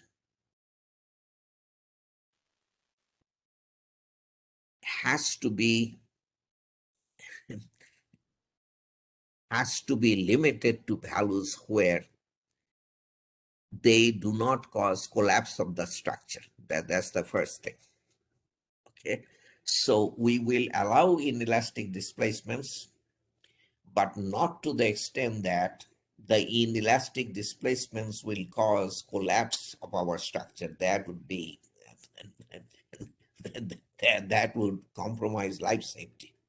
Okay, so the way we say it is that the inelastic deformations will have to be within the inelastic deformation capacity of the structure. Inelastic deformation capacity is the inelastic displacement that the structure, the inelastic displacement over which the structure can sustain full factored gravity loads. So inelastic deformation capacity is the inelastic displacement over which the structure can continue to carry full factored gravity loads. That automatically means that there is no collapse. The higher the deformation capacity, the longer the range of inelastic deformations over which gravity can be sustained. The lower the inelastic deformation capacity, the lower the inelastic deformation range over which gravity loads can be sustained. Okay. So the higher the design strength level, the lower the need for inelastic deformability, and the lower the design strength level, the higher the need for inelastic deformability. Inelastic deformability comes from proper detailing of the members and joints. Okay? So if we want to design for low strength levels, we will have to be prepared to do pretty fancy detailing of our members and joints in order to have high inelastic deformation capacity. If, on the other hand, we are content to design for a relatively high design force level, then we will not need all that terribly much inelastic deformation capacity. Then our detailing may be, relatively speaking, crude, not that fancy. Okay, so these are the very basics. In our building codes, the R factor, the response modification factor, sets the design force level. When R value is high, we are designing for a very low design force level. When R value is low, we are designing for a high design force level. So a low R value does not require fancy detailing, but a high R value, which translates into low design force level, requires fancy detailing. Okay, so in our codes, there are three recognized levels of detailing: ordinary, intermediate, special. Special is what I was calling fancy detailing. Ordinary is what you will do where there is no seismic risk, no appreciable seismic risk.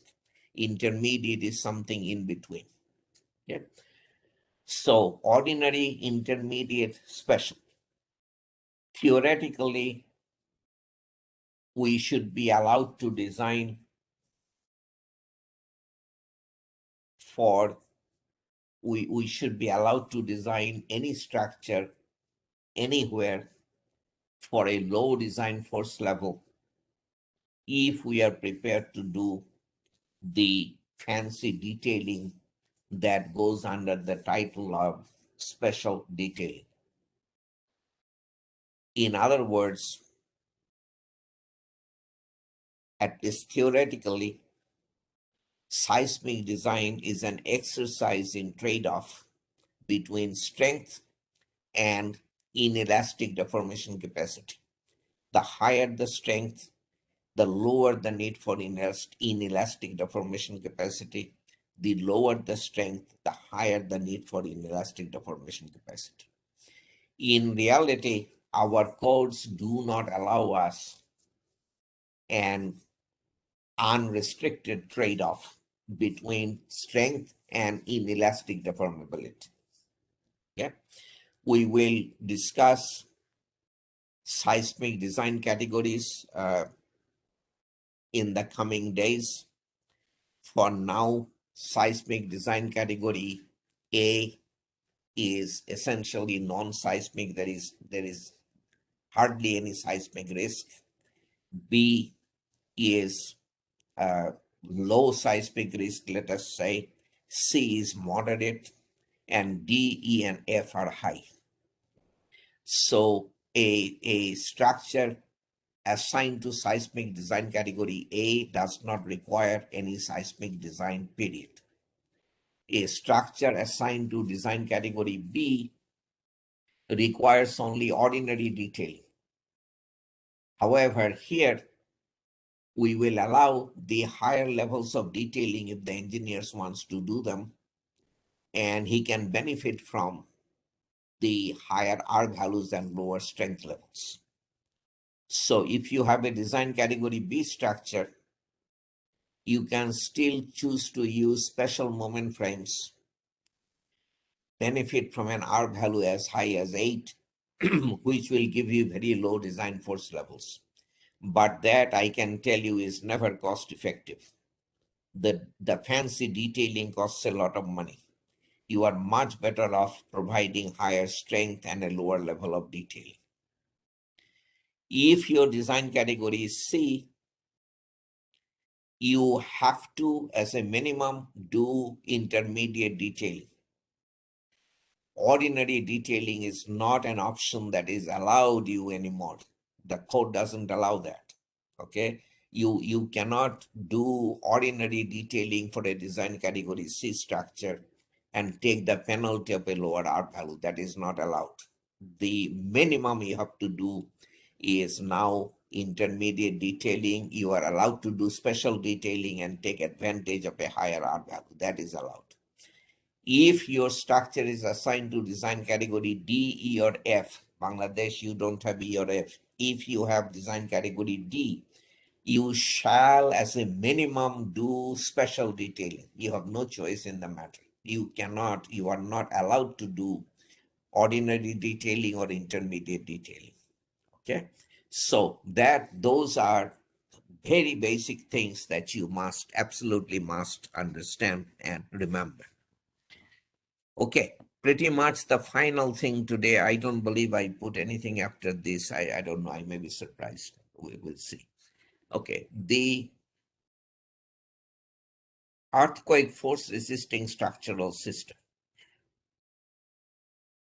Okay, there are 4 basic systems: the moment resisting frame system, the bearing wall system, the dual system, and the building frame system. I will spend time on this. Please follow me very closely. Please try to fully understand and retain what I'm saying, because this stuff is vitally important. And I see all the time that these are not always fully understood. Okay, so moment resisting frame system, beam column frames or slab column frames, as the case may be, resist 100% of the gravity loads and 100% of the lateral loads. 100% of the gravity and 100% of the seismic forces, with no shear walls doing anything for you. The term shear wall, I would like to explain. A shear wall, like any wall, carries gravity loads, but in addition, it resists or carries in-plane lateral loads, in-plane as opposed to out of plane. Okay, whenever we use the term shear wall, we are talking about an element that carries gravity and in-plane lateral loads. Okay, so in a moment resisting frame system, the slab column or the beam column frames carry all the gravity and all the seismic forces with no walls doing anything for us. Okay, now we have ordinary moment frames. So first of all, that's the definition of a moment resisting frame system. You can do it in concrete, you can do it in steel. In masonry, there is no moment resisting frame system. One was tried some time ago, was put into the code, but there were no takers. Nobody was building them. That has been deleted. And in wood, you don't do moment resisting frames. So concrete or steel. And in both materials, we have ordinary moment frames, intermediate moment frames, special moment frames.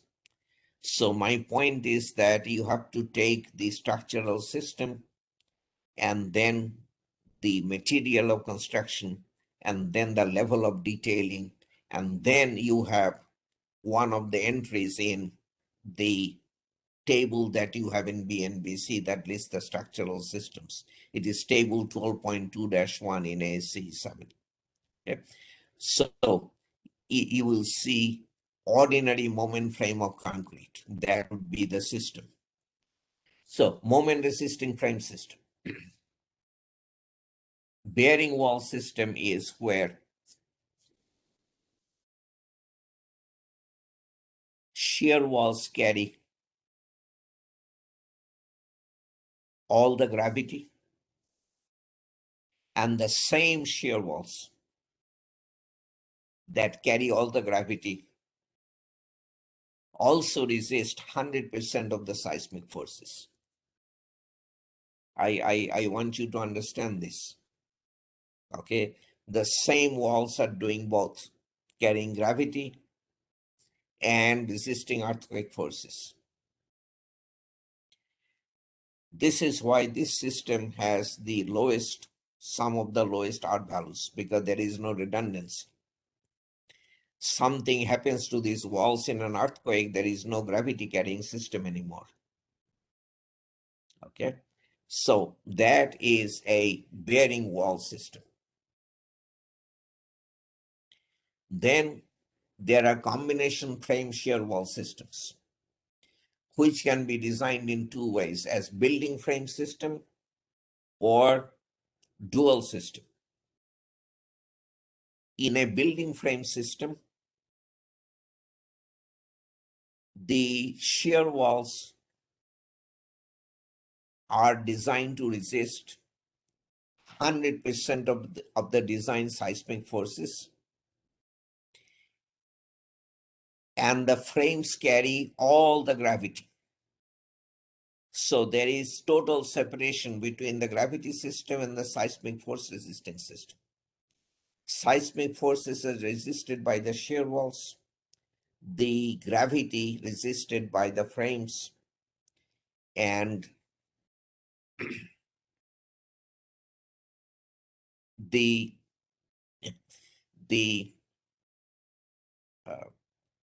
how do I want to say it? The thing to watch out for when you do one of these systems is that there is the very important deformation compatibility requirement. The frames must continue to carry full factored gravity loads as they deform together with the seismic force resisting system consisting of shear walls all the way up to the design earthquake intensity. Okay, this has to be checked and satisfied. Okay, so the frames carry all the gravity, the shear walls carry all the lateral, all the seismic forces, and deformation compatibility is maintained between the two systems, meaning that the frames must continue to carry full factored gravity loads all the way up to the design earthquake deformations of the seismic force resisting system. Okay, in code language we say the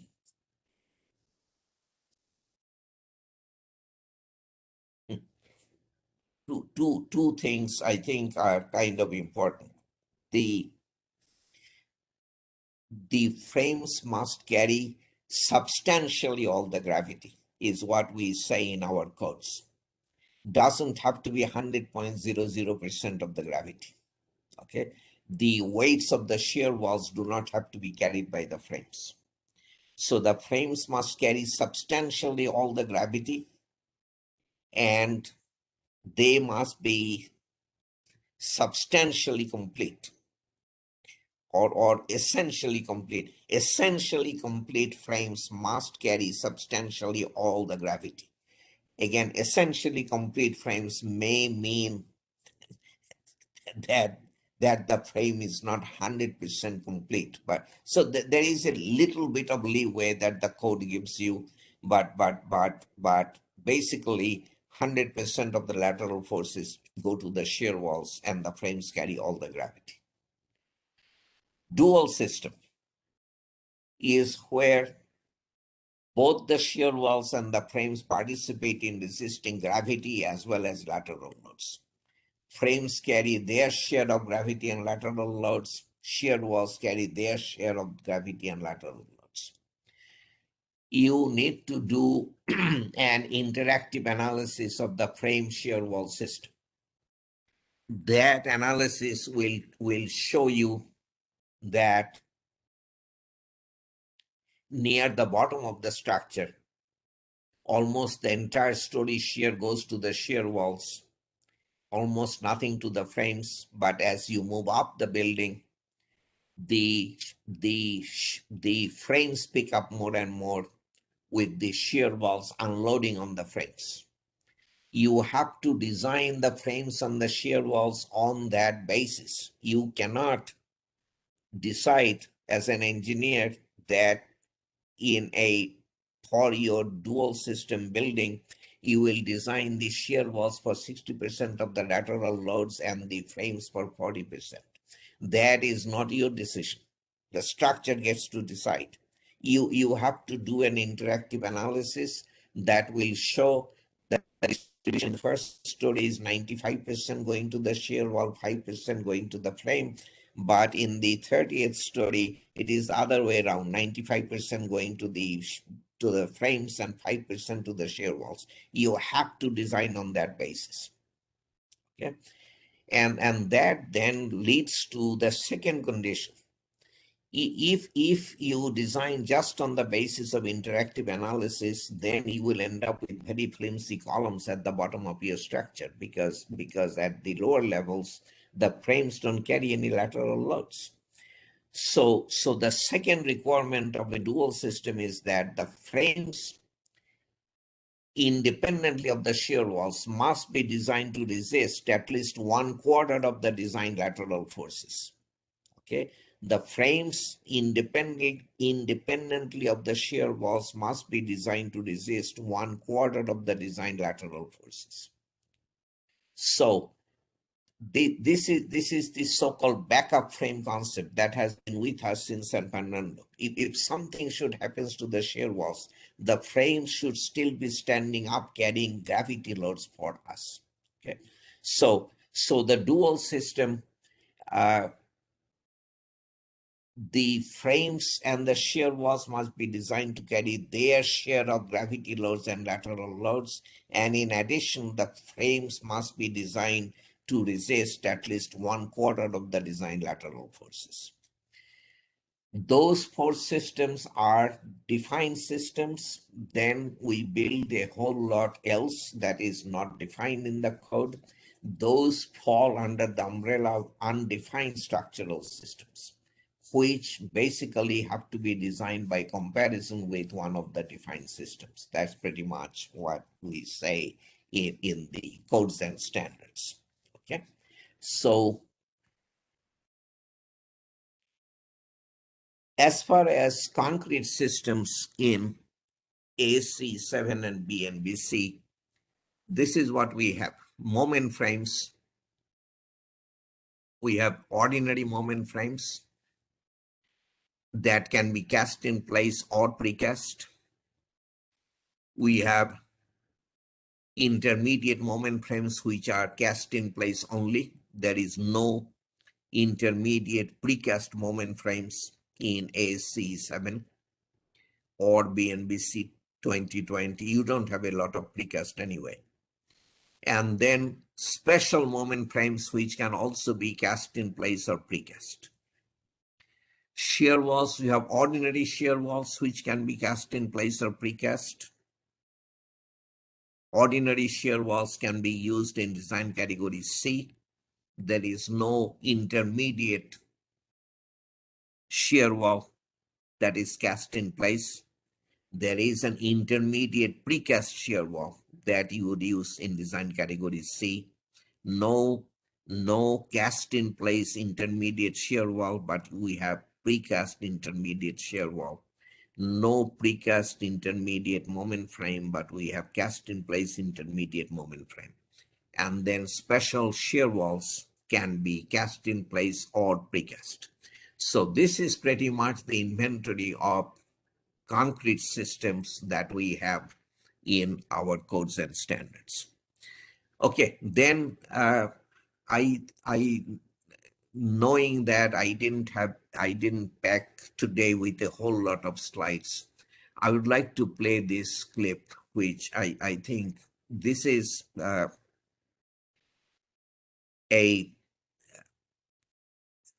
don't remember if it. I remember getting into the building. So it was large scale. Whether it was full scale, I do not remember.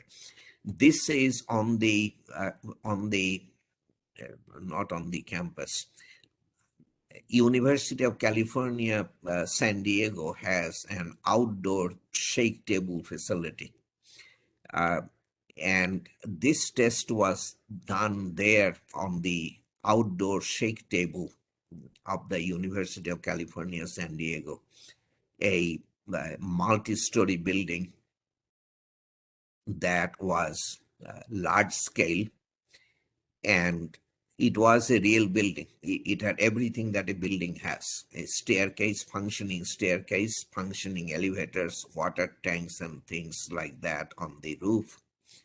One floor was equipped as a hospital surgical floor, another was a hospital patient floor where patients lay in bed, did not undergo procedures. There was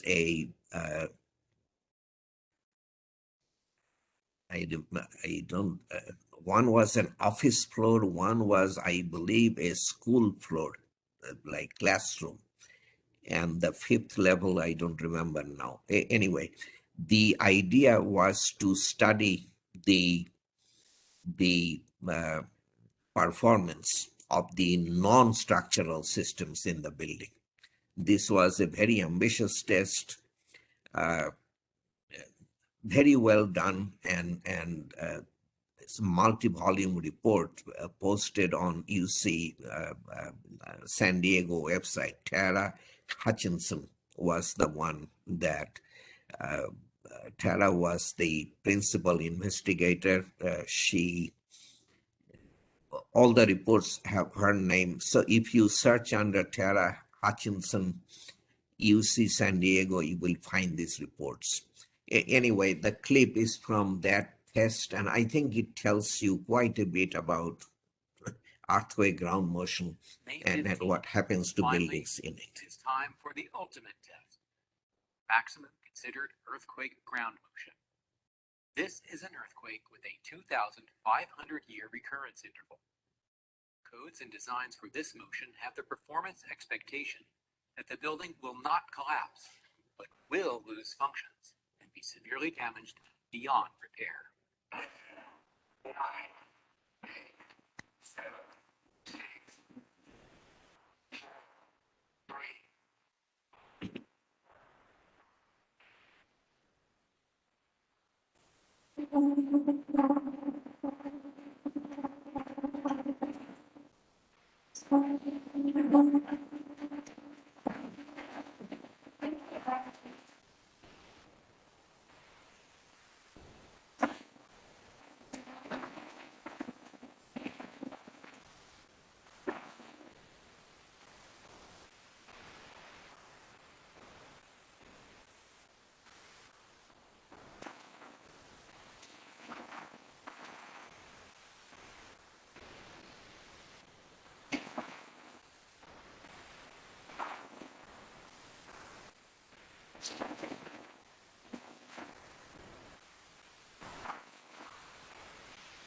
The violence and severity of the quake is clear.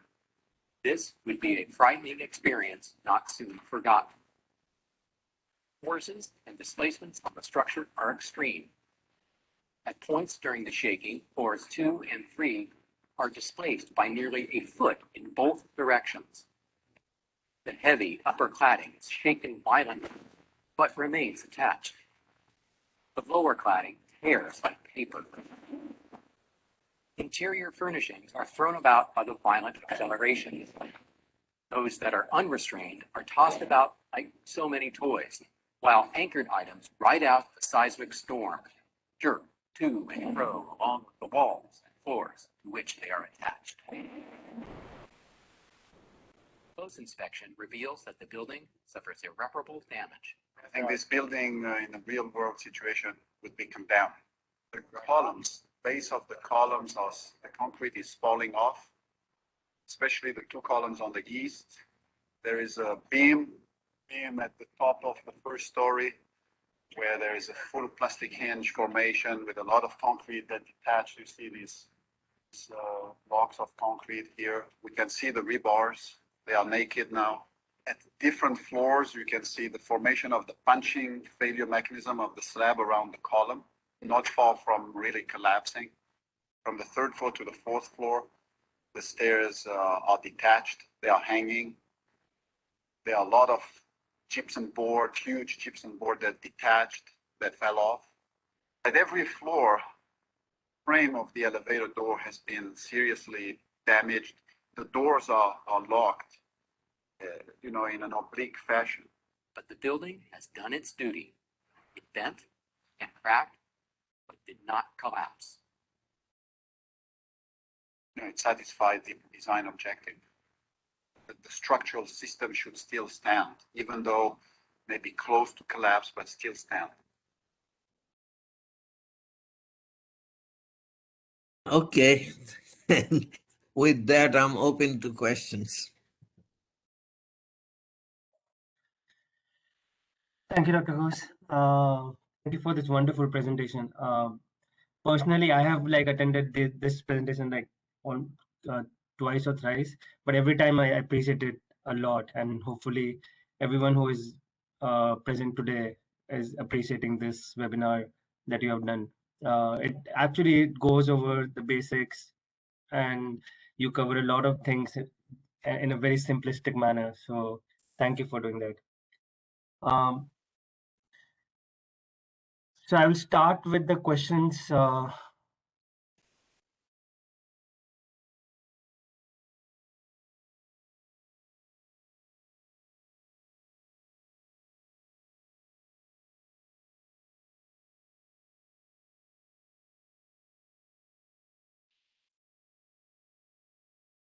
Dr. Ghosh, are you there? Yeah. Okay.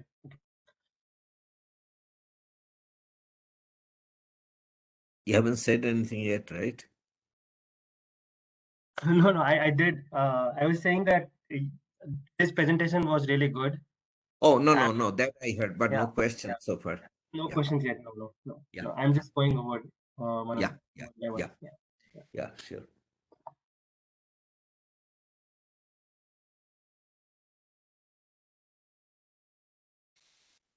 So we designed the building as per code with zone coefficient. Most of the homeowners want to know during the building design or while construction, that what magnitude of an earthquake could be registered by the building. What should be the exact answer, these homeowners? There is no exact answer. As I explained to you, magnitude doesn't mean anything until it is tied to some source. So you can, you can tell them that this is good for a magnitude 7 earthquake on the Dauki fault or something like that. But without that addition, magnitude 7 earthquake or whatever does not make any sense whatsoever. So there has to be, for somebody to ask what magnitude earthquake is this building good for simply shows ignorance on his part. You need to educate him, give him the basics of what magnitude means, and then you can volunteer that if something were to happen on the Dauki fault, we are good for, or whatever it is. That is a number that can be figured out, not easily, but can be done. But just good for magnitude such and such without any further elaboration, that doesn't make any sense.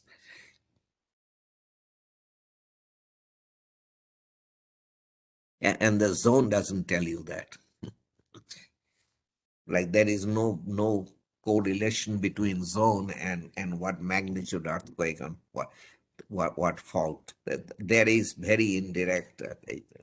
It gets very complex, but anyway, the answer is what I gave you first. Okay. Is there any restriction to increase the time period up to 40% during earthquake calculation by equivalent static method?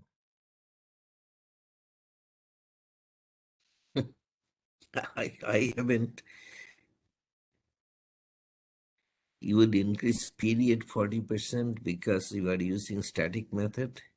Is that what the question is? Yeah. I don't know of any such thing. I don't know. No. I don't know. Yeah. I don't think so. It's not making a lot of sense to me. Maybe there is something, but the question probably doesn't reflect,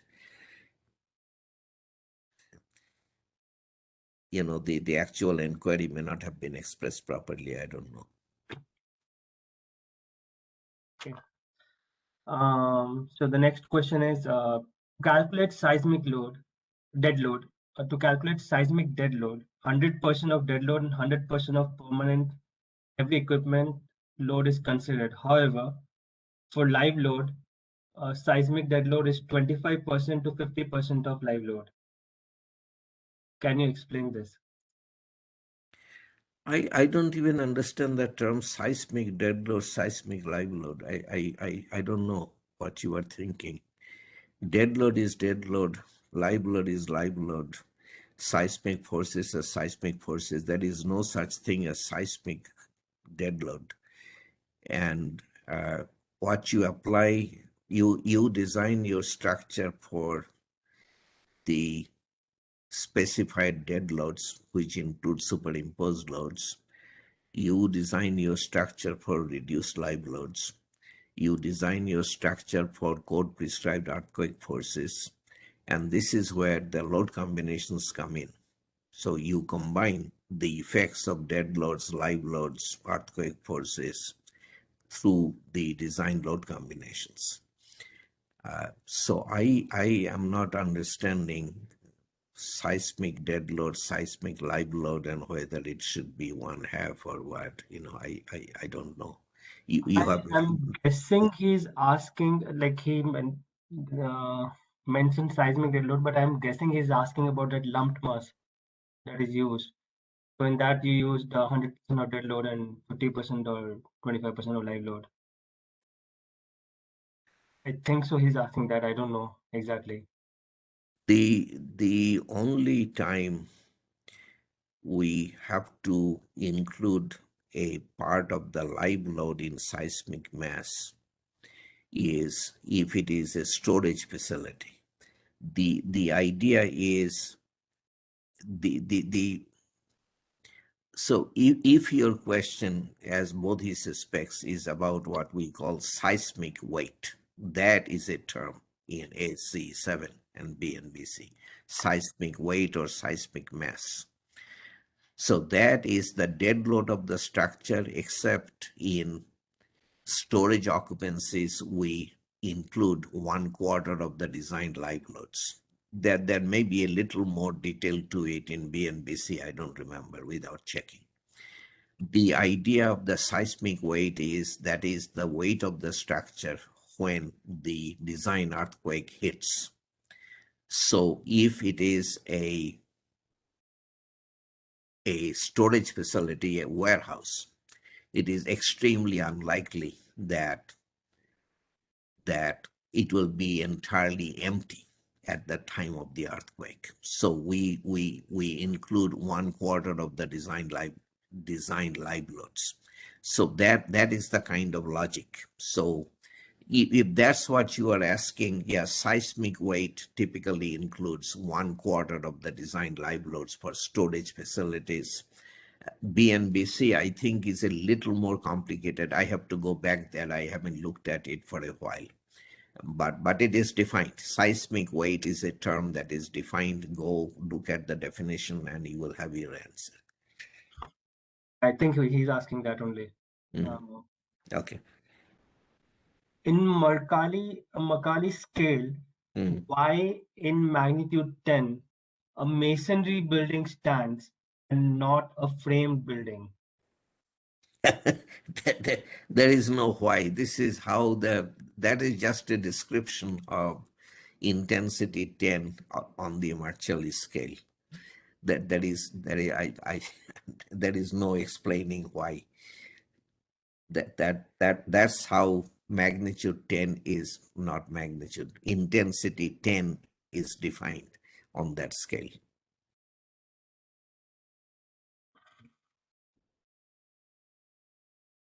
Just going through the questions.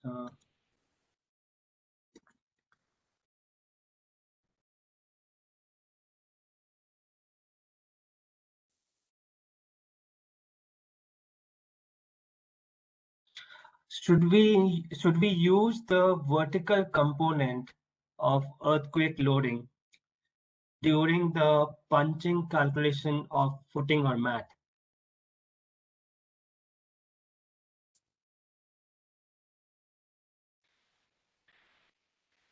If you are doing seismic design, I said, I don't remember which day, the term E, earthquake effect,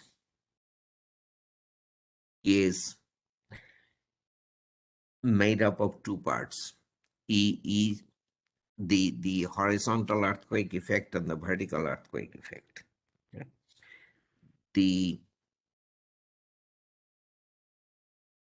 This is considered in the design load combinations. So the load combination that says 1.2 dead plus 0.5 live plus 0.2 snow plus 1.0 E, in that load combination, E will be taken as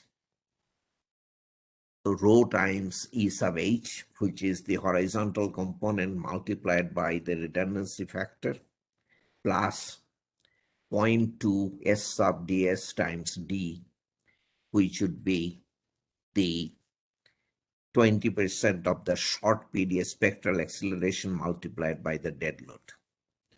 Now, when you combine terms, what we will have done is increase the dead load factor from 1.2 to 1.2 plus 0.2 S sub ds.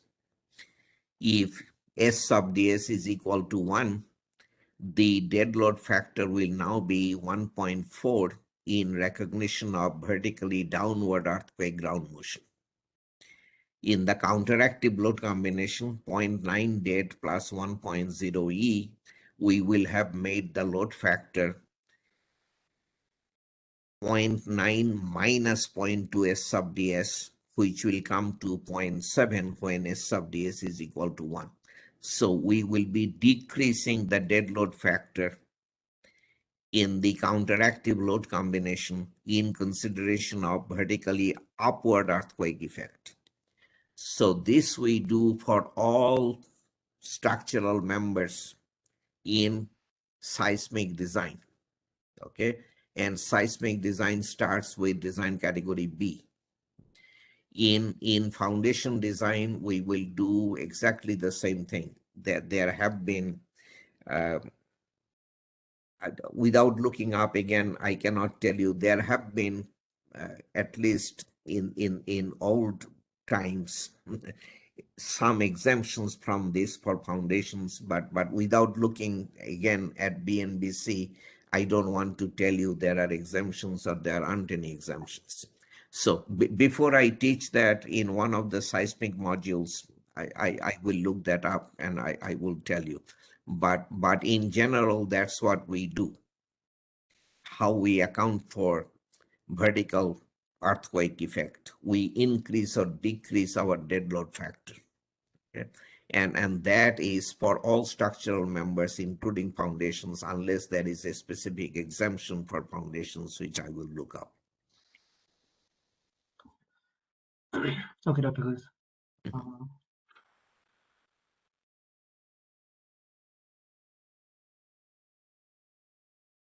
If we insert a base isolation mechanism, will the response reduction factor change, or will it just change the damping factor?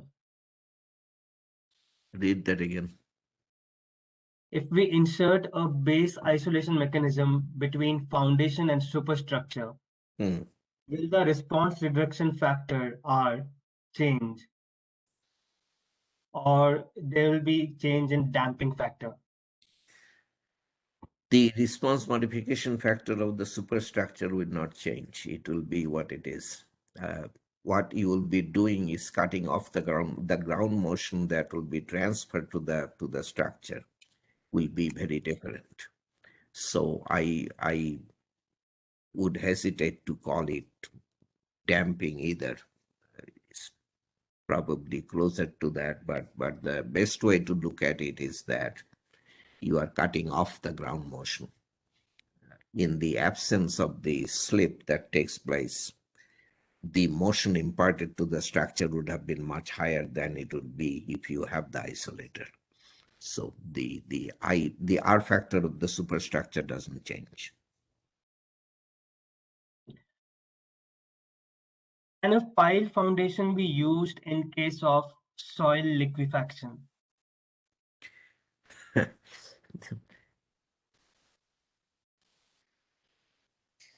I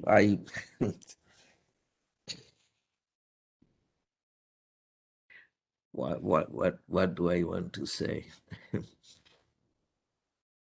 There is definitely no prohibition if that's what you are asking. Okay. But liquefiable soil would be site class F in BNBC. It is called S1, S2 or something. I forget the worst. And on that type of soil, your design has to be based on site-specific analysis. So depending upon what you find out about your soil, your pile design may have to be very different. I do not know, how should I say, size specific is something that is very difficult to talk about because you never know what you will find when you do a size specific analysis. But I can tell you that in general, you will be much better off improving the site. And that can be done by injection of what was used to be called soil cement. Now it has a fancier name. I forget now. Anyway, so improving the site will be your much better bet before inserting the piles or casting the piles, because you have seen in the case of liquefaction, piles do actually pull out. So if you don't want to take that risk, then improving the site will be a much better way to proceed. Thank you, Dr. Ghose.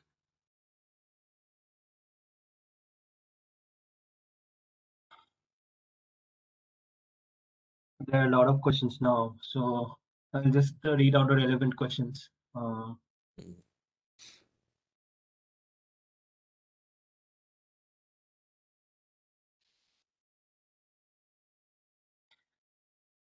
In a dual frame system, we design the moment frame itself to carry at least 25% of base shear. Yeah. What about the same structure for wind design? There is no dual system in wind design. You have to.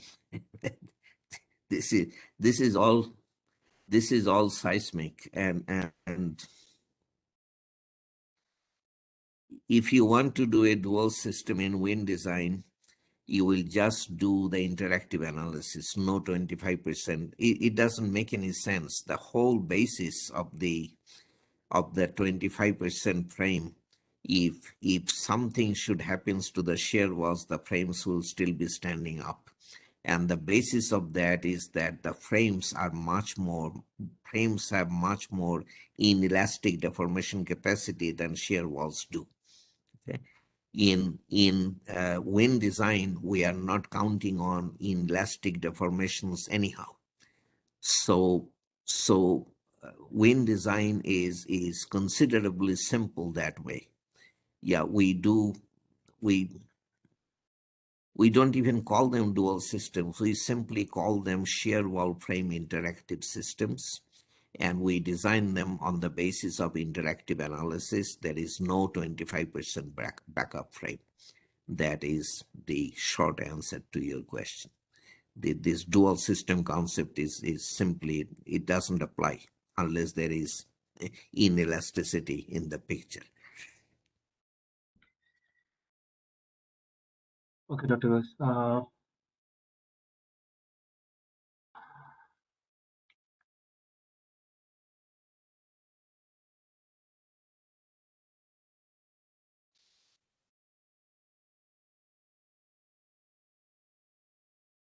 Avoid soft story problem. Is it permissible? Uh,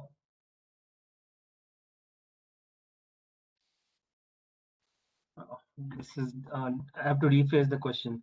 Mm.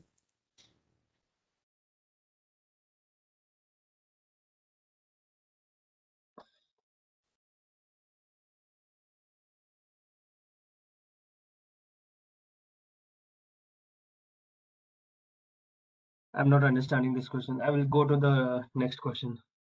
Okay. Yeah, it's the English is weirdly, and I'm not getting what he's asking. Mm.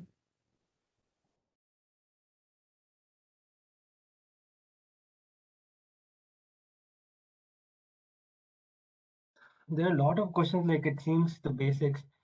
Like one is asking why we should not go for strength-based design for earthquake force. Why we shouldn't go for what? Why we should not go for strength-based design for earthquake force. We do strength-based design. What Yeah, do you do? I'm not understanding like why Yeah. this question was asked.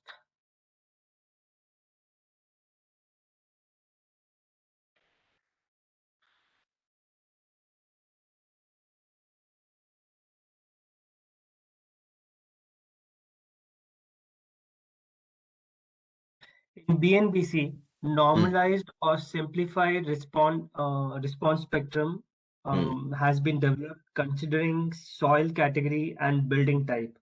Mm. So is it enough for dynamic analysis?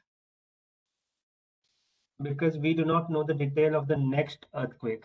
Oh, so he's asking in general about response spectrum. Yeah, response spectrum, again, in one of the lectures, I will discuss the basis, but the answer is yes. If you're doing modal response spectrum analysis, the spectrum in the code is definitely good enough. Definitely.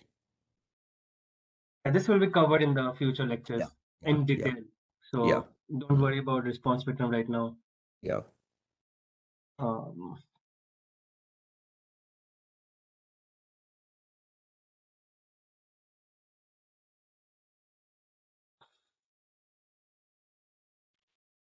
Again, a lot of questions will be covered in detail in the upcoming webinars. Yeah, we So, have seven more lectures to go. We will go in depth yeah. into most things.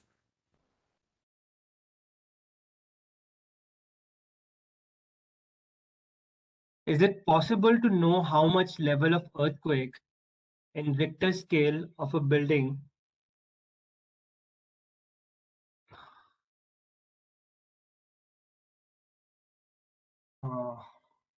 is it possible to know how much level of an earthquake in Richter scale a building can endure if the building is designed considering modern earthquake resistant design? Yeah. That is a better question than what magnitude of an earthquake. And Yeah, that should be possible. Just by looking at the scale, I think you can figure that out. It will be in that 8-9 range, I would think.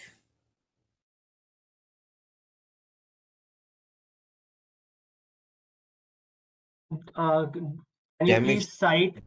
Oh, sorry. You Yeah, explain. no, I was thinking, I don't remember exactly, but damage to modern buildings is caused by intensity 10, I think. So up to intensity 9 would be intensity 9 would be a good answer, I would think. Yeah, sorry, go ahead. Yeah. Would you please cite a reference book to design building frame system? Design of building frame system is in our book, right? Yeah. Our concrete book. Yeah, it has all the frame systems mostly. Yeah. So we have a publication, Design of Concrete Buildings for Wind and Earthquake Forces. Who publishes? Our company, ICC. I don't know. Anyway, you can get hold of this if you go to the internet, I think. Yeah. Yeah, that covers most of the building frame systems, and Yeah. it is based on AC 705. Yeah, So okay, good. yeah. Whether it is still available, I don't know. Yeah, that needs to be checked. Yeah.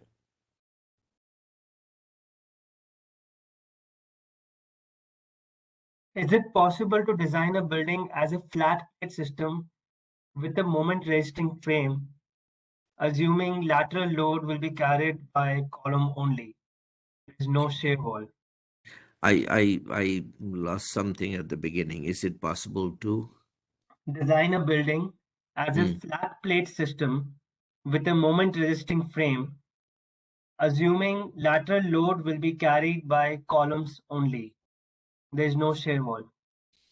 Yeah, I didn't go there today. I did mention which day was it that we were doing Yeah, this question, flat, similar question was asked before. So flat plate. Okay, so I will repeat. This is an important question.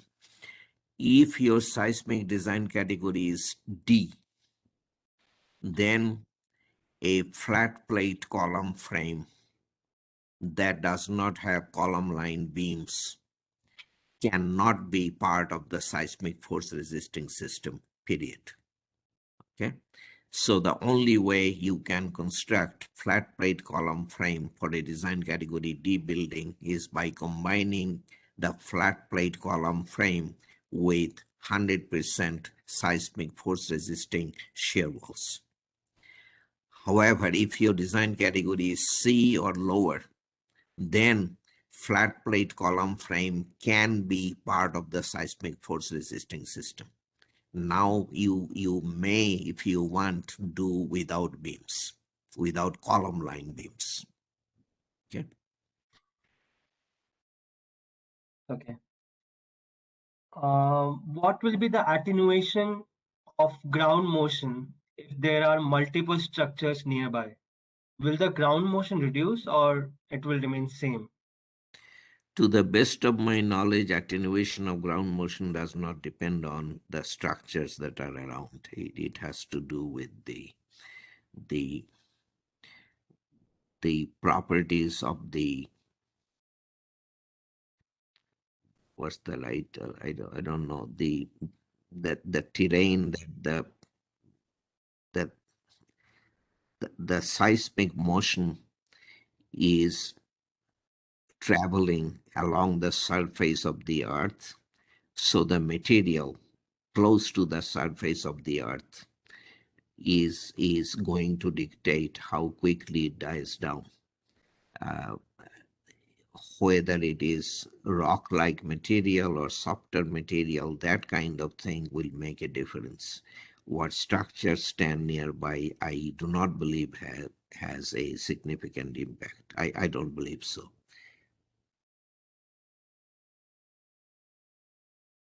Okay.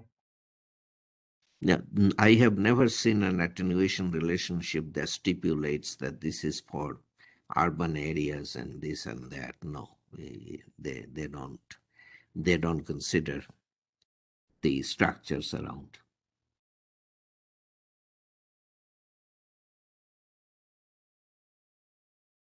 In definition of dual frame system, questions related to that. Dr. Ghosh already covered these things in his presentation. So can you look at the recording once more?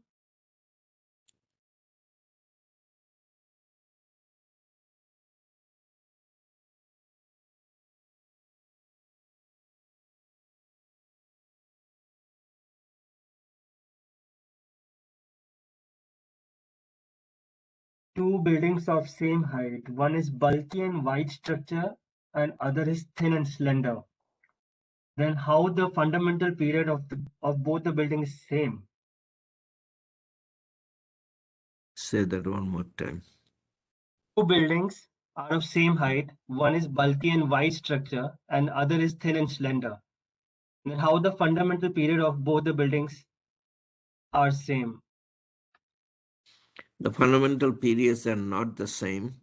The approximate period, which is a function of the height only, the approximate period would be the same. And when I teach this stuff, I always emphasize that the approximate period is not meant to be the real period of the structure. Its purpose is to get us started, and it also needs to be lower than the expected real period, because the lower the period, the more the higher the seismic design forces. So the answer to your question is the actual periods are not the same, but the approximate periods are the same. Okay, so I will go to room 2 now.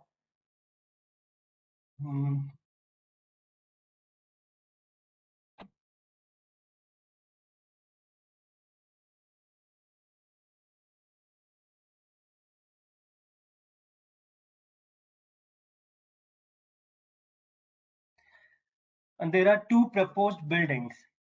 One building, sorry, Start again. To what? proposed buildings. Okay.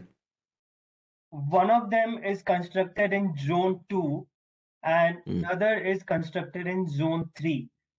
Mm-hmm. But these two buildings are very close to each other. So Mm-hmm. my question is, can you consider different design parameter due to zone change, even though the buildings are very close to each other? The answer is yes. You have to draw a line someplace, and you will do different things on different sides of the line, and that's how life is. You know, you you are on this side of the railway line or that side of the railway line. You know, life may be quite different, but you know that's how it is. The answer is yes. If you fall on the side of the line where the zone is 3, you will design for zone 3. If you fall on the side of the line that is zone 2, you will design for zone 2, and that's all there is to it. You cannot argue that I'm very close to 2, so I will design for 2, I'm not 3. No, that's not a valid argument. Then arguments erupt, you know, how close is close? You know, do I have to be within 10 years, 100 years, half a mile, or, you know? So, no, you cannot go there. Okay, Dr. Ghosh. So I think we replied most of the questions. Okay. Most of the questions were very fundamental, and like Dr. Ghosh covered that in length in his webinar today. So just watch the recording back, go through each and every slides that we have in our handout material, and you will find the answers there. And thank you so much for attending today's webinar. And next webinar is on, I think over the, I think it's on ethics, right, Dr. Ghosh? Oh, Next is one. it? I don't know. I can look it up one second. and it's on Saturday, 5th of February. Let's see. So Yes, according your to this, 5th of February, Engineer Hamid on ethics. right? Yeah. On Saturday, and on Sunday, Dr. Rakib on masonry. Right.